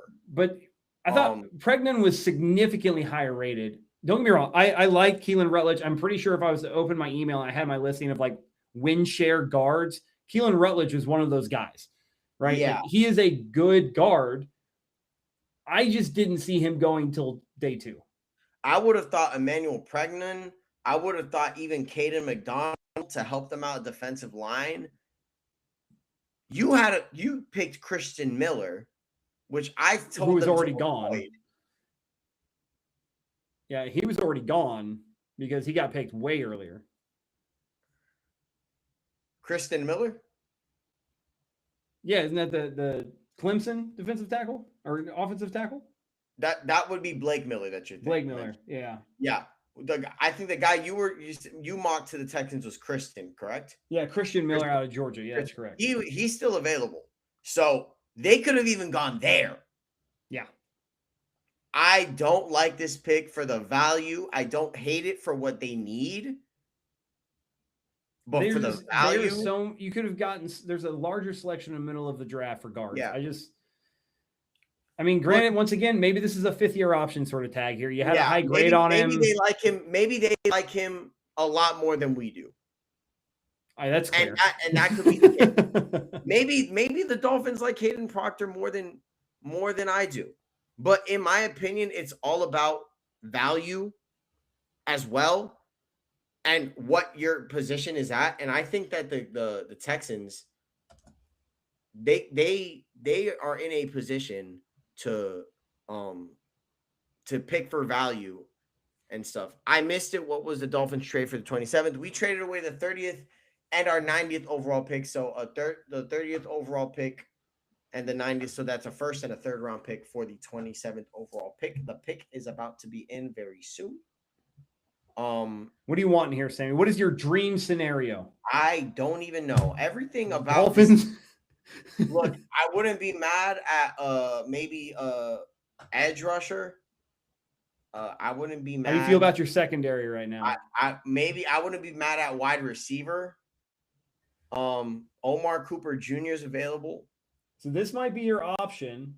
You Emmanuel mocked McNeil-Warren, Jermod McCoy to them at 30. I wouldn't be mad at that. I really wouldn't. This could be our second corner right here. If Sammy was right, if Sammy predicted that the Dolphins with their second pick in the first round of the 2026 NFL draft were taking a corner, and that corner was Jermod McCoy, it might just happen. Oh my goodness. Look, I wouldn't be mad at the Jermod McCoy pick. We need corner. We need safety, so I wouldn't be mad at the Emmanuel McNeil-Warren pick. If you want to go edge or wide receiver, I wouldn't be mad. I'm not the big. I wouldn't mind a Denzel Boston. I wouldn't mind a Denzel Boston, but we'll see, man. I tell you what I would be excited for is getting, so my building blocks. I say it all the time: quarterback, tackle, or blindside tackle, linebacker, and lockdown corner. I wouldn't be upset with a CJ Allen here for you. I wouldn't be upset with a Jacob Rodriguez here for you. Get a building block at a position that is critical to success. Man, we need everything right now, Joe. So that's true. That is true. I'm just saying that when you want to build success, it's usually done from those four positions mainly. Yeah, we'll see. We'll see what they go with here. I'm not going to lie. I am in agonizing pain. The Caden Markel Bell. They reached for Markel Bell. They got Caden Proctor already, Joe. If they do reach for Markel Bell, though, I will throw. Look, I like Markel Bell. I like Markel Bell. I know you. Chris Johnson. There you go. That is a corner there, buddy. That was my corner. You remember from the corner video, I said, this guy is special. This is a special corner right here. He was rated, I think he was projected to go 43 on PFF's big board. This guy right here is an absolute steal. He is physical. He is instinctive. You're getting probably the best corner in the draft outside of Montour Delane. I'm not mad at it at all. We did need the corner. They need corner. This says a lot about Jermod McCoy because I think it's safe to say that he could potentially just not be a first round pick. That prediction that you made that there's not another corner that's going to be selected, that is wrong because the Dolphins decided to select Chris Johnson. Fifth-year option on him, baby. You get a fifth-year option on easily the second best corner in this draft, in my opinion. I don't hate the pick. We did need corner. These are not sexy picks. New England traded up with Buffalo. Buffalo just wants nothing to do with the first round right now. With their first round pick, man. They want nothing. New England gave up number 31 and 125. New England gave up number 31 and 125. 135 or 125? 125. All right. Interesting. 31. So that's Chicago's pick for the 28th overall pick. Interesting. I'm wondering. Here we go, baby. I'm wondering if this is for a receiver potentially.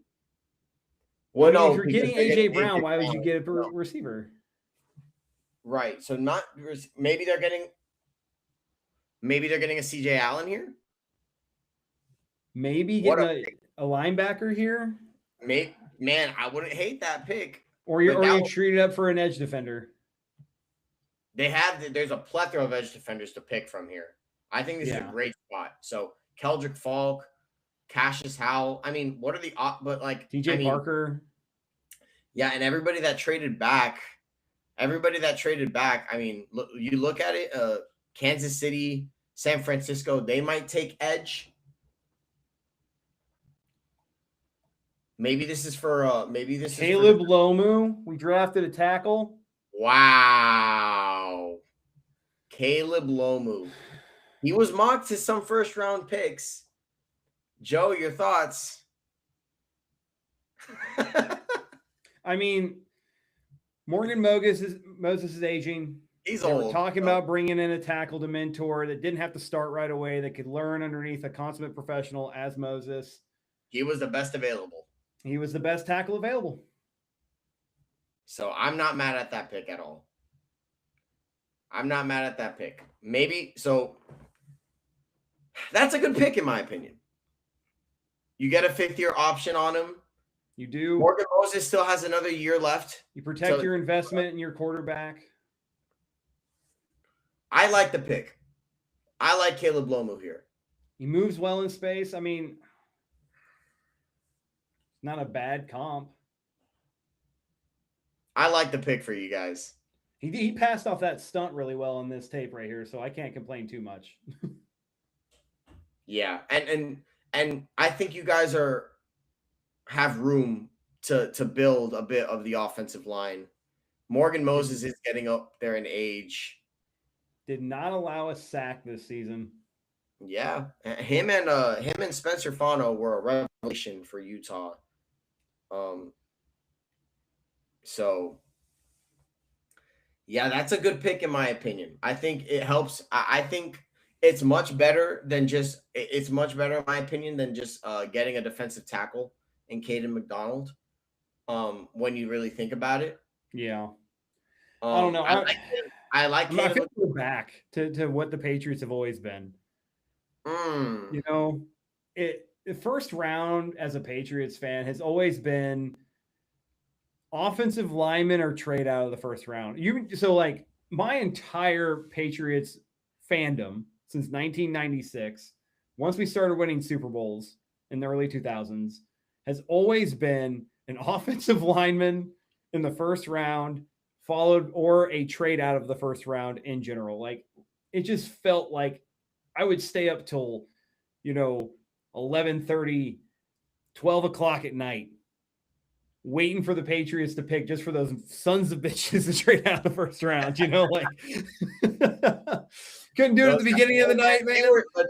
They were such a good, well-run organization that yeah, you couldn't be upset, right? And so I'm hoping I'm optimistic. I'm going to be optimistic for once. Matt won't believe it, but I am going to be optimistic for this pick. I like it. I know that we had some questions. Either way, now you have your 2 tackles for the foreseeable future. For the next 4 years, the Patriots have nothing to worry about at the tackle position. That's what I'm going to look at this as. 4 years of no questions at the tackle position. And if you look at it from that perspective, from a team that was just in the Super Bowl, that's a good place to be. Yeah, I like the pick. The Chiefs are up now. I'm guessing, if this isn't wide receiver, they do need to address wide receiver. They already addressed corner. If they want to go safety again, they can. But McNeil Warren is here. McNeil Warren is there. But I'm going to assume they go wide receiver here. I'm thinking it's Omar Cooper Jr. and I'm thinking it's or it's Denzel Boston. But I don't see them doubling up on corner. I just don't. If they do double up on a secondary, it's going to be McNeil Warren, in my opinion. The Jets just traded up. The 33rd overall pick. San Francisco gets out of the first round. They did not want to do. That just shows. That's crazy to me. Because they do have needs that require talent. That's crazy to me. I don't know if I like that for San Francisco. I think they have needs, but they're also looking at where those needs can be filled. And for me, those needs can be filled in the middle rounds where I think the talent to value ratio is significantly better for them. Right. And they don't think they looked at anyone that they really cared to put a 5th-year option on, right? Like, once again, this is what that is from a first-round perspective, is being able to have that 5th-year option on these players. San Francisco looked at the value of the contract comparatively to the needs they had and the positions that were available, and they did not feel any of the people they wanted to draft would be worth a 5th-year option plus the pay scale that you get in a first-round talent. So trading back out of the first round gets them that flexibility. They don't have to worry about the 5th-year option. They don't have to worry about paying that much, and they get some extra draft capital. I think that's a great move by them, realistically. I'm still very happy with the Chris Johnson pick for your Dolphins, Sammy. That is a great pick. I like that pick. I think you guys got a lockdown corner now. I don't hate the pick at corner. I don't hate it. And especially because I wasn't the biggest fan. I wasn't the biggest fan of Avion Terrell. I wasn't the biggest fan of Colton Hood. What I will say is that I probably would have really liked to take Jermon McCoy. I did like him. I thought he was the second best corner in this class. Peter Woods to the Chiefs to line up next to Chris Jones. Wow. So that's his successor. That would I would imagine that's the successor. I'm shocked. I thought they'd go receiver here. But I think that they're looking to get younger. I think they're looking at this as the old regime is done. Yeah. I don't think that they look at their team right now and say, we have to start making some hard decisions. I think that, you look at Jones, you look at Kelsey, that time is gone and it's time to start anew. And this is them starting anew. Right. Man, I don't hate it. I don't hate it for the Chiefs. Oh God, look, they lined him up at halfback too. Jesus. Jeez. Hey man, Peter Woods is They ran the Statue of Liberty with this guy? I didn't realize that. He was an athlete, man. He's an going to the Chiefs, man. I feel, oh God, that feels dirty. Matt does not like the Lomu pick, ladies and gentlemen.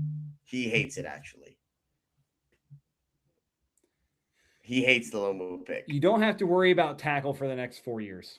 Minimum. That's one thing. That's one thing. But I do think he's thinking to, what other moves do you want? What other needs I think he wanted CJ Allen. He wanted CJ Allen. I think he was okay if we stayed at 31 and got and reached for Jacob Rodriguez. Yeah. Something like that. Some sort of like I said, defensive tackle and offensive tackle isn't bad. This draft has been a roller coaster of emotions. You are not lying, sir. Let me tell you, this has been a very unpredictable draft. And this is why the NFL is so great, because you think you know how it's going to go, and it just flips on its head. These executives, these general managers, these scouts have different grades on these players than we do. And this is the result of that. Chris Johnson, Keelan Rutledge were projected to go in the second round, third round. And here they are in the first round. I mean, you look at a guy like Malachi Lawrence, same thing. He was projected a lot later. Guess what? He's a first round pick. There were a lot of people who thought Reuben Bain was sure to be a top 10 overall pick. He dropped all the way to 15. Caleb Downs wasn't a top 10 overall pick. That is unfathomable to some people. Jeremiah Love at number 3. I mean, so many plans. The Chiefs traded up to 6. There was a lot of stuff that happened in this draft that kind of foiled a lot of other teams' plans. That's why you see a lot of teams trading Omar back. Cooper Jr. to the Jets. That is a great pick. That is an amazing pick for the Jets. New York. I picked you as a team that had to hit. I'm feeling very good about New York's draft. Wow. That is so the New York Jets finish with David Bailey. They finish with Kenyon Sadiq, and they finish with Omar Cooper Jr. Geno Smith now has 3 weapons. Garrett Wilson, Omar Cooper Jr., Kenyon Kenyon. Sadiq, Mason Thomas from last year's draft, if I'm not Yep. mistaken, and Brees Hall. No I'm shortage. going to say something right now because obviously AJ Brown's not part of the Patriots right now. The Jets may have the best offensive weapons in the AFC East. You might not be wrong. The Jets have the best offensive weapons in the AFC East. What a beautiful pick. How much do you want to bet? Draft. Day 2 or day 3, the Jets take a project quarterback to sit under Geno Smith and they actually develop a quarterback. They could be bad this year and get a quarterback next year to pair with these guys. Yes. I can't believe I'm about to say this. The Jets are running things like they know what they're doing. This is incredible. This is an actual great draft. And look, they're not prone to selecting bad. They don't just select bad players all the time, okay? Tennessee has traded it back into the first round with Buffalo. Buffalo is traded out of the first round. Wow. Incredible. We are getting some movement at the back end of the draft. This is what I'm talking about, man. And Tennessee already drafted a wide receiver. They do need edge. They do need linebacker. They do Jacob Rodriguez or CJ Allen. This is Jacob Rodriguez or CJ Allen right here. I mean, you could argue that they could go for some pass rushers here. You could argue they could go. This could be Keldrick Falk. I think this could be, or Cassius Howell, maybe. I doubt it. I mean, or they could double up on wide receiver if they're not feeling good about their receivers. I don't think there's any centers or guards that I like at this spot here. Taylor, I think that Price is too early, or this is too early for Price based on his grade. Zion Young at edge. I mean, look, there's some. I think Zion Young. I think you have better options at the front end here that you could use. I don't like I like a linebacker for Robert Saleh here. This could also be McNeil Warren right here. McNeil Warren's still on the board.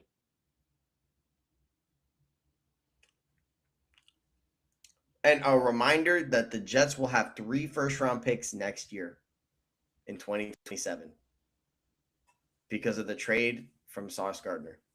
Yep. They are set to make some great changes and turn around this franchise for finally. So I'm curious to see what the details of the trade were. What the Buffalo decided to trade back for. And more importantly, who Tennessee is selecting here.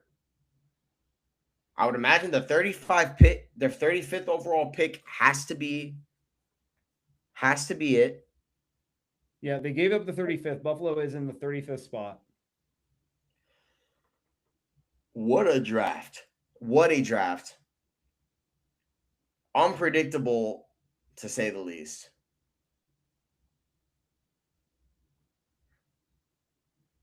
Incredible.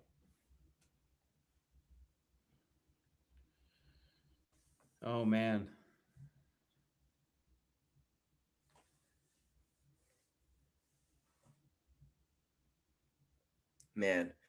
Bills, I think, have piled up 6 or 7 extra 4th or 6th round picks. They've traded back like 4 times. They're trying to stack up talent. And like I said, I actually love that for the Bills because that's where all the talent is in this draft right now. Yeah. It's day 2, day 3. Yeah. I understand why Patriots fans are upset with that Caleb Lomu pick. Keldrick Falk is a Titan. Yep, I knew it. I knew it had to be either edge. I knew it had to be linebacker, one of those two. And it ends up being Keldrick Falk. Great talent. I like that pick. Do not let 2025 sway you on Keldrick Falk not being a good talent. The guy is an absolute monster. Now, the pressures didn't convert into sacks last year, but this man is going to be a double-digit sack getter. I like the way he plays the run. He's got a lot of size, got a lot of length. He's got a tenacity to him. I got a lot of Auburn fans that I work with. They love this guy. This is a great pick by Tennessee. I think Tennessee and New York, both of them, I said at the beginning of the draft, they had to nail the picks that they needed to get. And both of them hit the picks that they had to have in the first round with great talent. Yep. And if you're a Tennessee Titans fan or you're a Jets fan, rejoice. It's looking up. And now the Seahawks have an interesting opportunity. So they've been trying to trade out this whole time. I would imagine they have, but if they don't find a suitable party, they do have options here. They do have plenty of options. They have Emmanuel McNeil-Warren. Remember, they lost their safeties. So Emmanuel McNeil-Warren is right there. If they want to get corner, they have corners available. If they want to go edge, they have edges available as well. TJ Parker and Cassius Howell are available. So plenty of players are available. Now, there was smoke for them to get Jadarian Price. I wouldn't like that pick. I think you have way better value selecting the players I just mentioned. Ooh, that would be awesome. I would love this to happen. Getting Jacob Rodriguez, that would be awesome too. Look, this is a good linebacker class, so that's probably why Caleb Loma was the pick. You got a bunch of great linebackers in this class, man. Yeah. So I'm not. Everybody was a little. I would imagine Patriots fans were upset. I don't think there's anything to be upset about. If the Seahawks actually take a running back here, it should be Emmett Johnson. You like Emmett Johnson better, right? I think Emmett Johnson's the second best running back on this board. I really believe that. I think that he's got everything that you want. He doesn't quite have the home run speed you're looking for. Like he's going to be able to do a lot. I like it how he's a 3-down back, right? He's going to catch the football. He's going to run the football well. He's got really good, vision for running the football. Sees the field really well. If they're going to draft a running back this early, I want it to be Emmett Johnson. I just don't know. The Seahawks right now are an anomaly right now because they haven't wanted to pick this pick the whole time, and here they are sitting there. And they may be picking this pick. They might be forced. I mean, they might be forced. And mind you, I wouldn't be mad. I'm pretty sure, like, if they couldn't find a suitable party, I mean, they probably have no problem selecting a guy with higher upside in the first round. I mean, you have options and you have needs. This might just be the best player available. This might be a BPA pick, man. You think maybe Jermon McCoy, CJ Allen, one of those guys, Emmanuel McNeil-Warren, and Emmanuel McNeil-Warren makes sense. There, man. I like that pick. I like that pick there. If it's McNeil-Warren, but again, they do have need at edge, so I wouldn't be surprised if it's maybe TJ Parker or Cassius Howell. There are some guys out that they might reach for at Final edge. Pick of the first round. Here we go. Last pick of the night. It's 10:03.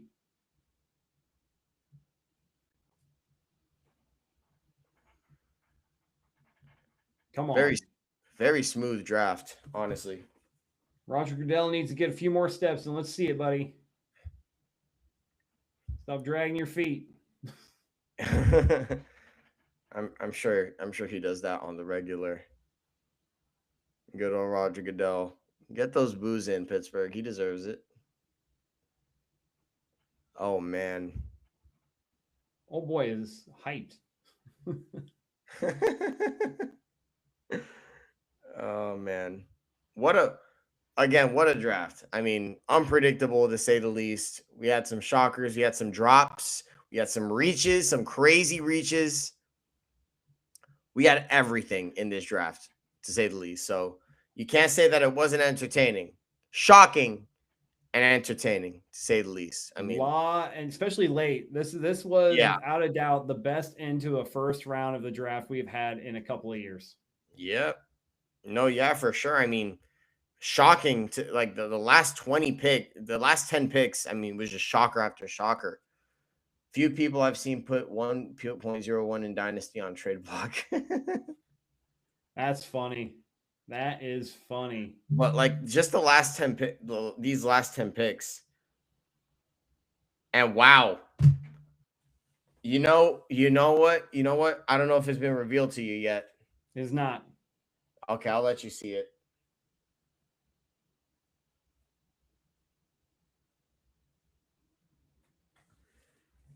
I'll let you see it. I think they would have been better off trading back or going best player available, is all I'll say. I don't like this pick.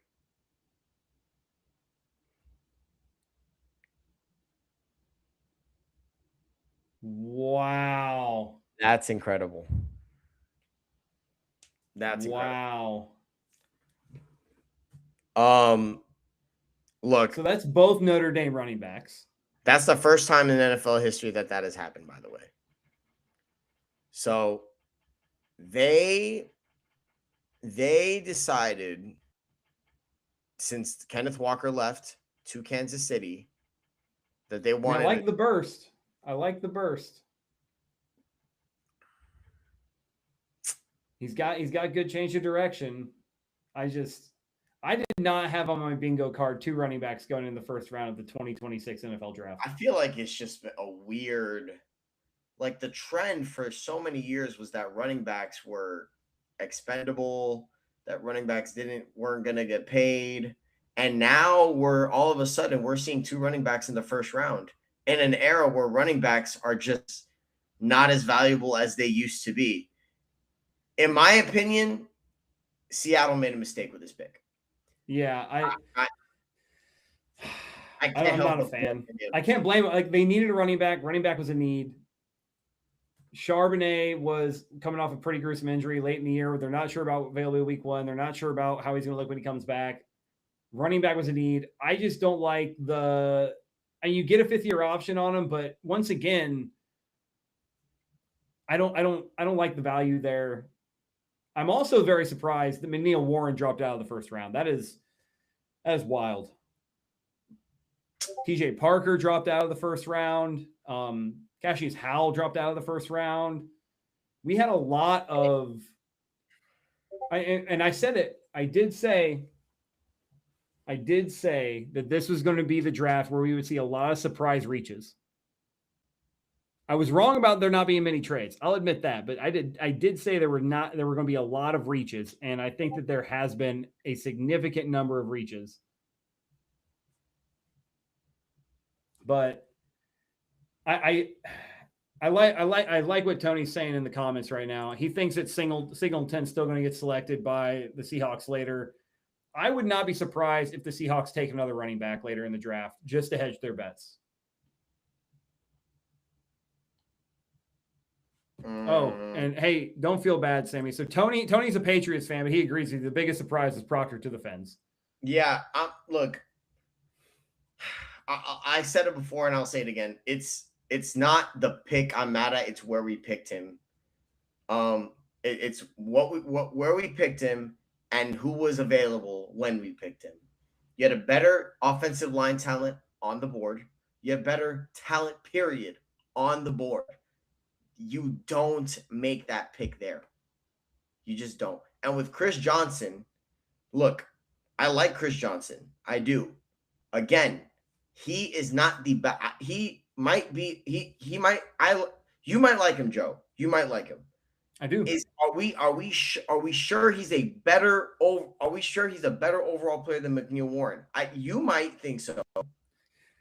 that's still, that to me is a top. I value the corner position better than the safety position. That's fair. That's fair. I think that when you go off of is McNeil Warren a better safety than Chris Johnson is a corner? I don't know.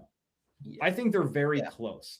I value the corner position significantly more than the safety position because I believe Chris Johnson is a lockdown corner. I believe you can put him on an island on the second best wide receiver on a team, bracket the number one, and he's going to take care of he's going to take care of his side of the field for you. Yeah, but that's the thing. That's the thing. He's our guy. He's our guy. So if so if he's going to be our guy, he's going to be locking up wide receiver ones. Well, remember, some of the best defenses that Belichick ever called was putting his top corner on the number 2 and putting his second corner with over-the-top safety help on the 1. Right.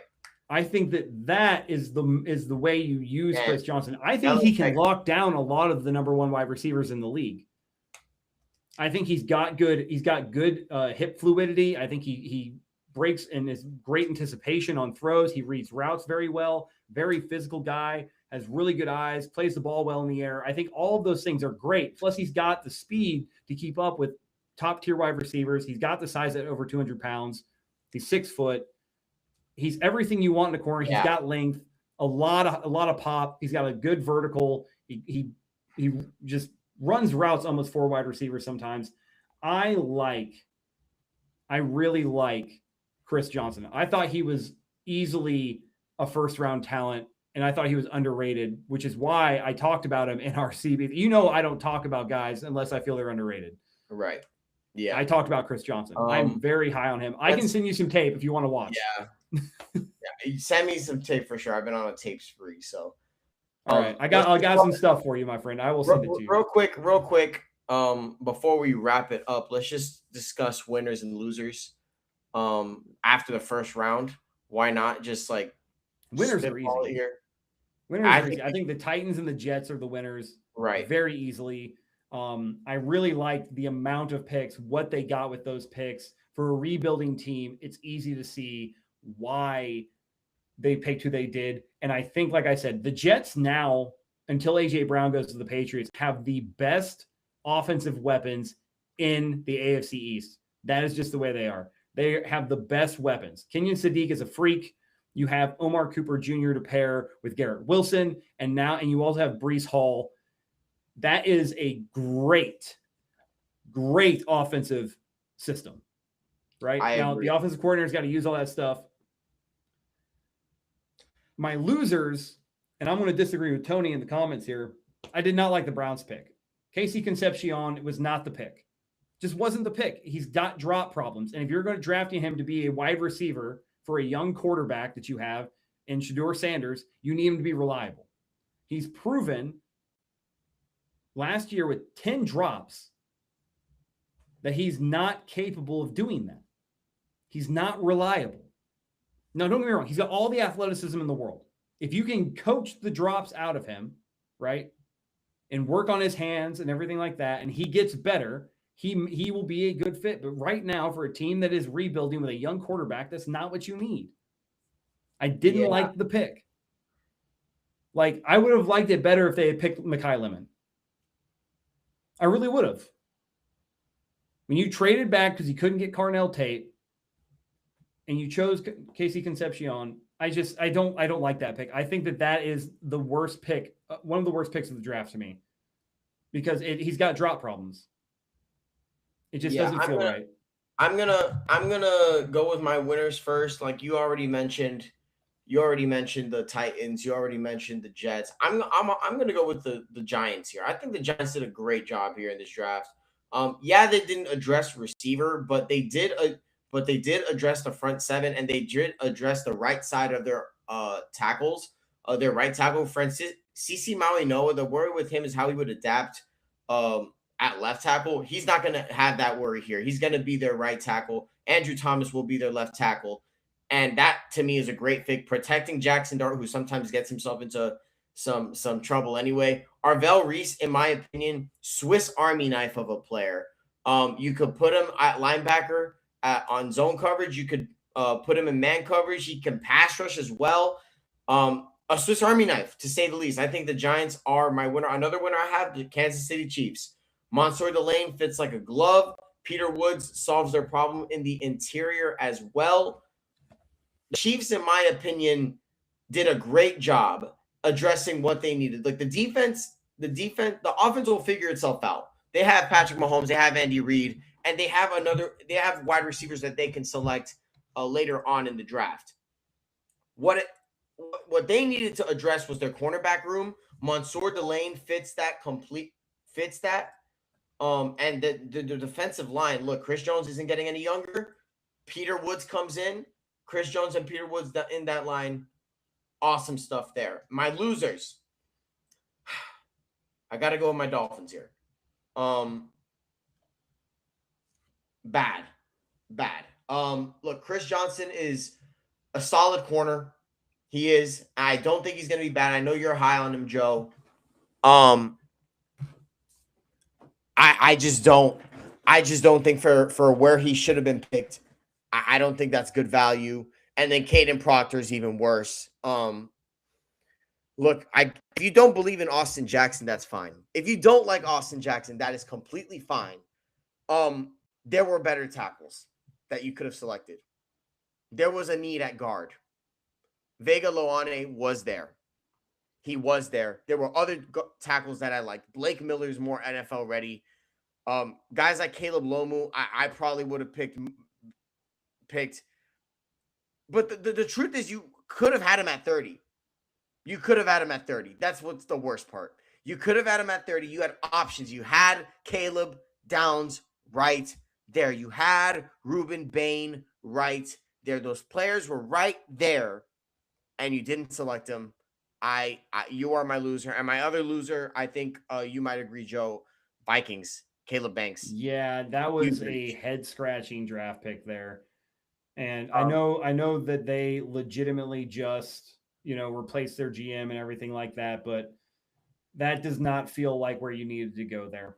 I'm going to be interested to watch what happens the rest of the time here and from some of these Vikings fans, especially Vocal Vike. I'm going to go check out his channel and see how he feels about the Caleb Banks draft pick. We will see how he feels about that. He's usually pretty spot on. So I'll be interested to see how Vikings fans react to that pick. But I think you're gonna be pleasantly surprised with Chris Jones. I already sent you the tape over. Be sure to watch it. You're gonna like what you see. You guys got your version of Christian Gonzalez, in my opinion. Look, it's not like I don't like the player. It's the value of where he can be selected. And I know you have him higher.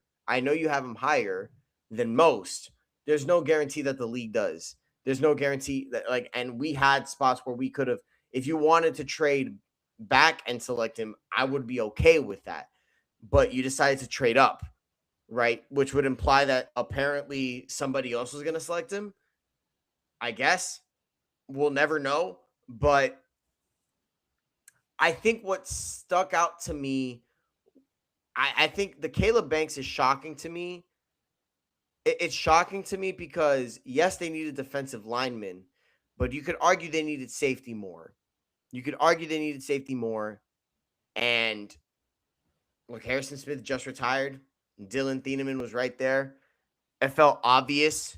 He was mocked to the Minnesota like almost as much as Mendoza was mocked to the Raiders. I mean, felt like a layup there, but they decided to go with Caleb Banks. Caleb Banks is a freak athlete. He's one of the first defensive linemen that were selected. He actually is the first defensive lineman selected, defensive tackle that is. So I don't like that pick there, but crazy, Joe. It really is. It really, really is. Vocal Vike was live, and I want to see if we can see it here. I want to see where they pick. I want to see how it reacted.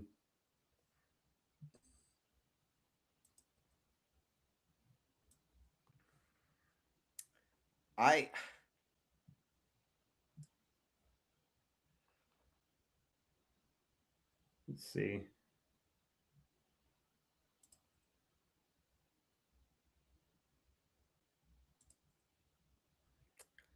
I can't believe what we picked, man.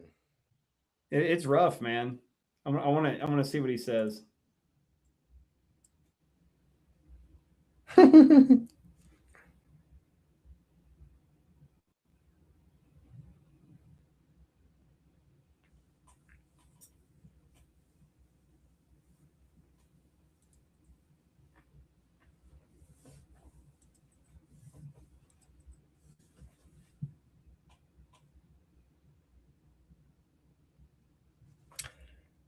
Man. Oh yeah, he's not happy. He's like, he would have slid. His foot is broke. That's what he's saying right now. Oh my gosh. It's a bad pick, in my opinion. It's a bad pick. But look, these NFL franchises, look, they have their jobs for a reason. Some of these franchises can be given the benefit of the doubt. Man, some of them cannot. The Dolphins are one of those franchises that cannot. The Vikings, history tells us they are iffy. Oh man. I gotta reach out to Vocal Vike, brother. He's going through because he goes, the Vikings always find a way, man. He goes, he's like, don't get excited. We drafted a guy that's injured. Oh man. That's crazy. All the Vikings fans going, like, the comment posted to his stream right now is broken feet with 5 question marks. Wow. Vikings fans going through it. That's going through it right now, man. Or Vocal Vike, man. Shout out to Vocal Vike. Shout out to Vocal Vike, brother. What a draft. What a draft. I appreciate everyone who tuned in, man. Like, y'all, thank you so much for tuning into the stream. Crazy NFL draft. Wild time, man. We will be, I don't know if we're going to go live for round 2, but we will be definitely talking about round 2 and some of the other draft stuff. We will be sure to make sure we are active in the community. So be sure to hop in this video, watch those comments, and we will figure out all of the repercussions as round 2, round 3, and we'll be back with our draft reaction video following the draft. So stay tuned for that as well. Until then, we'll see you later. Peace. Peace out.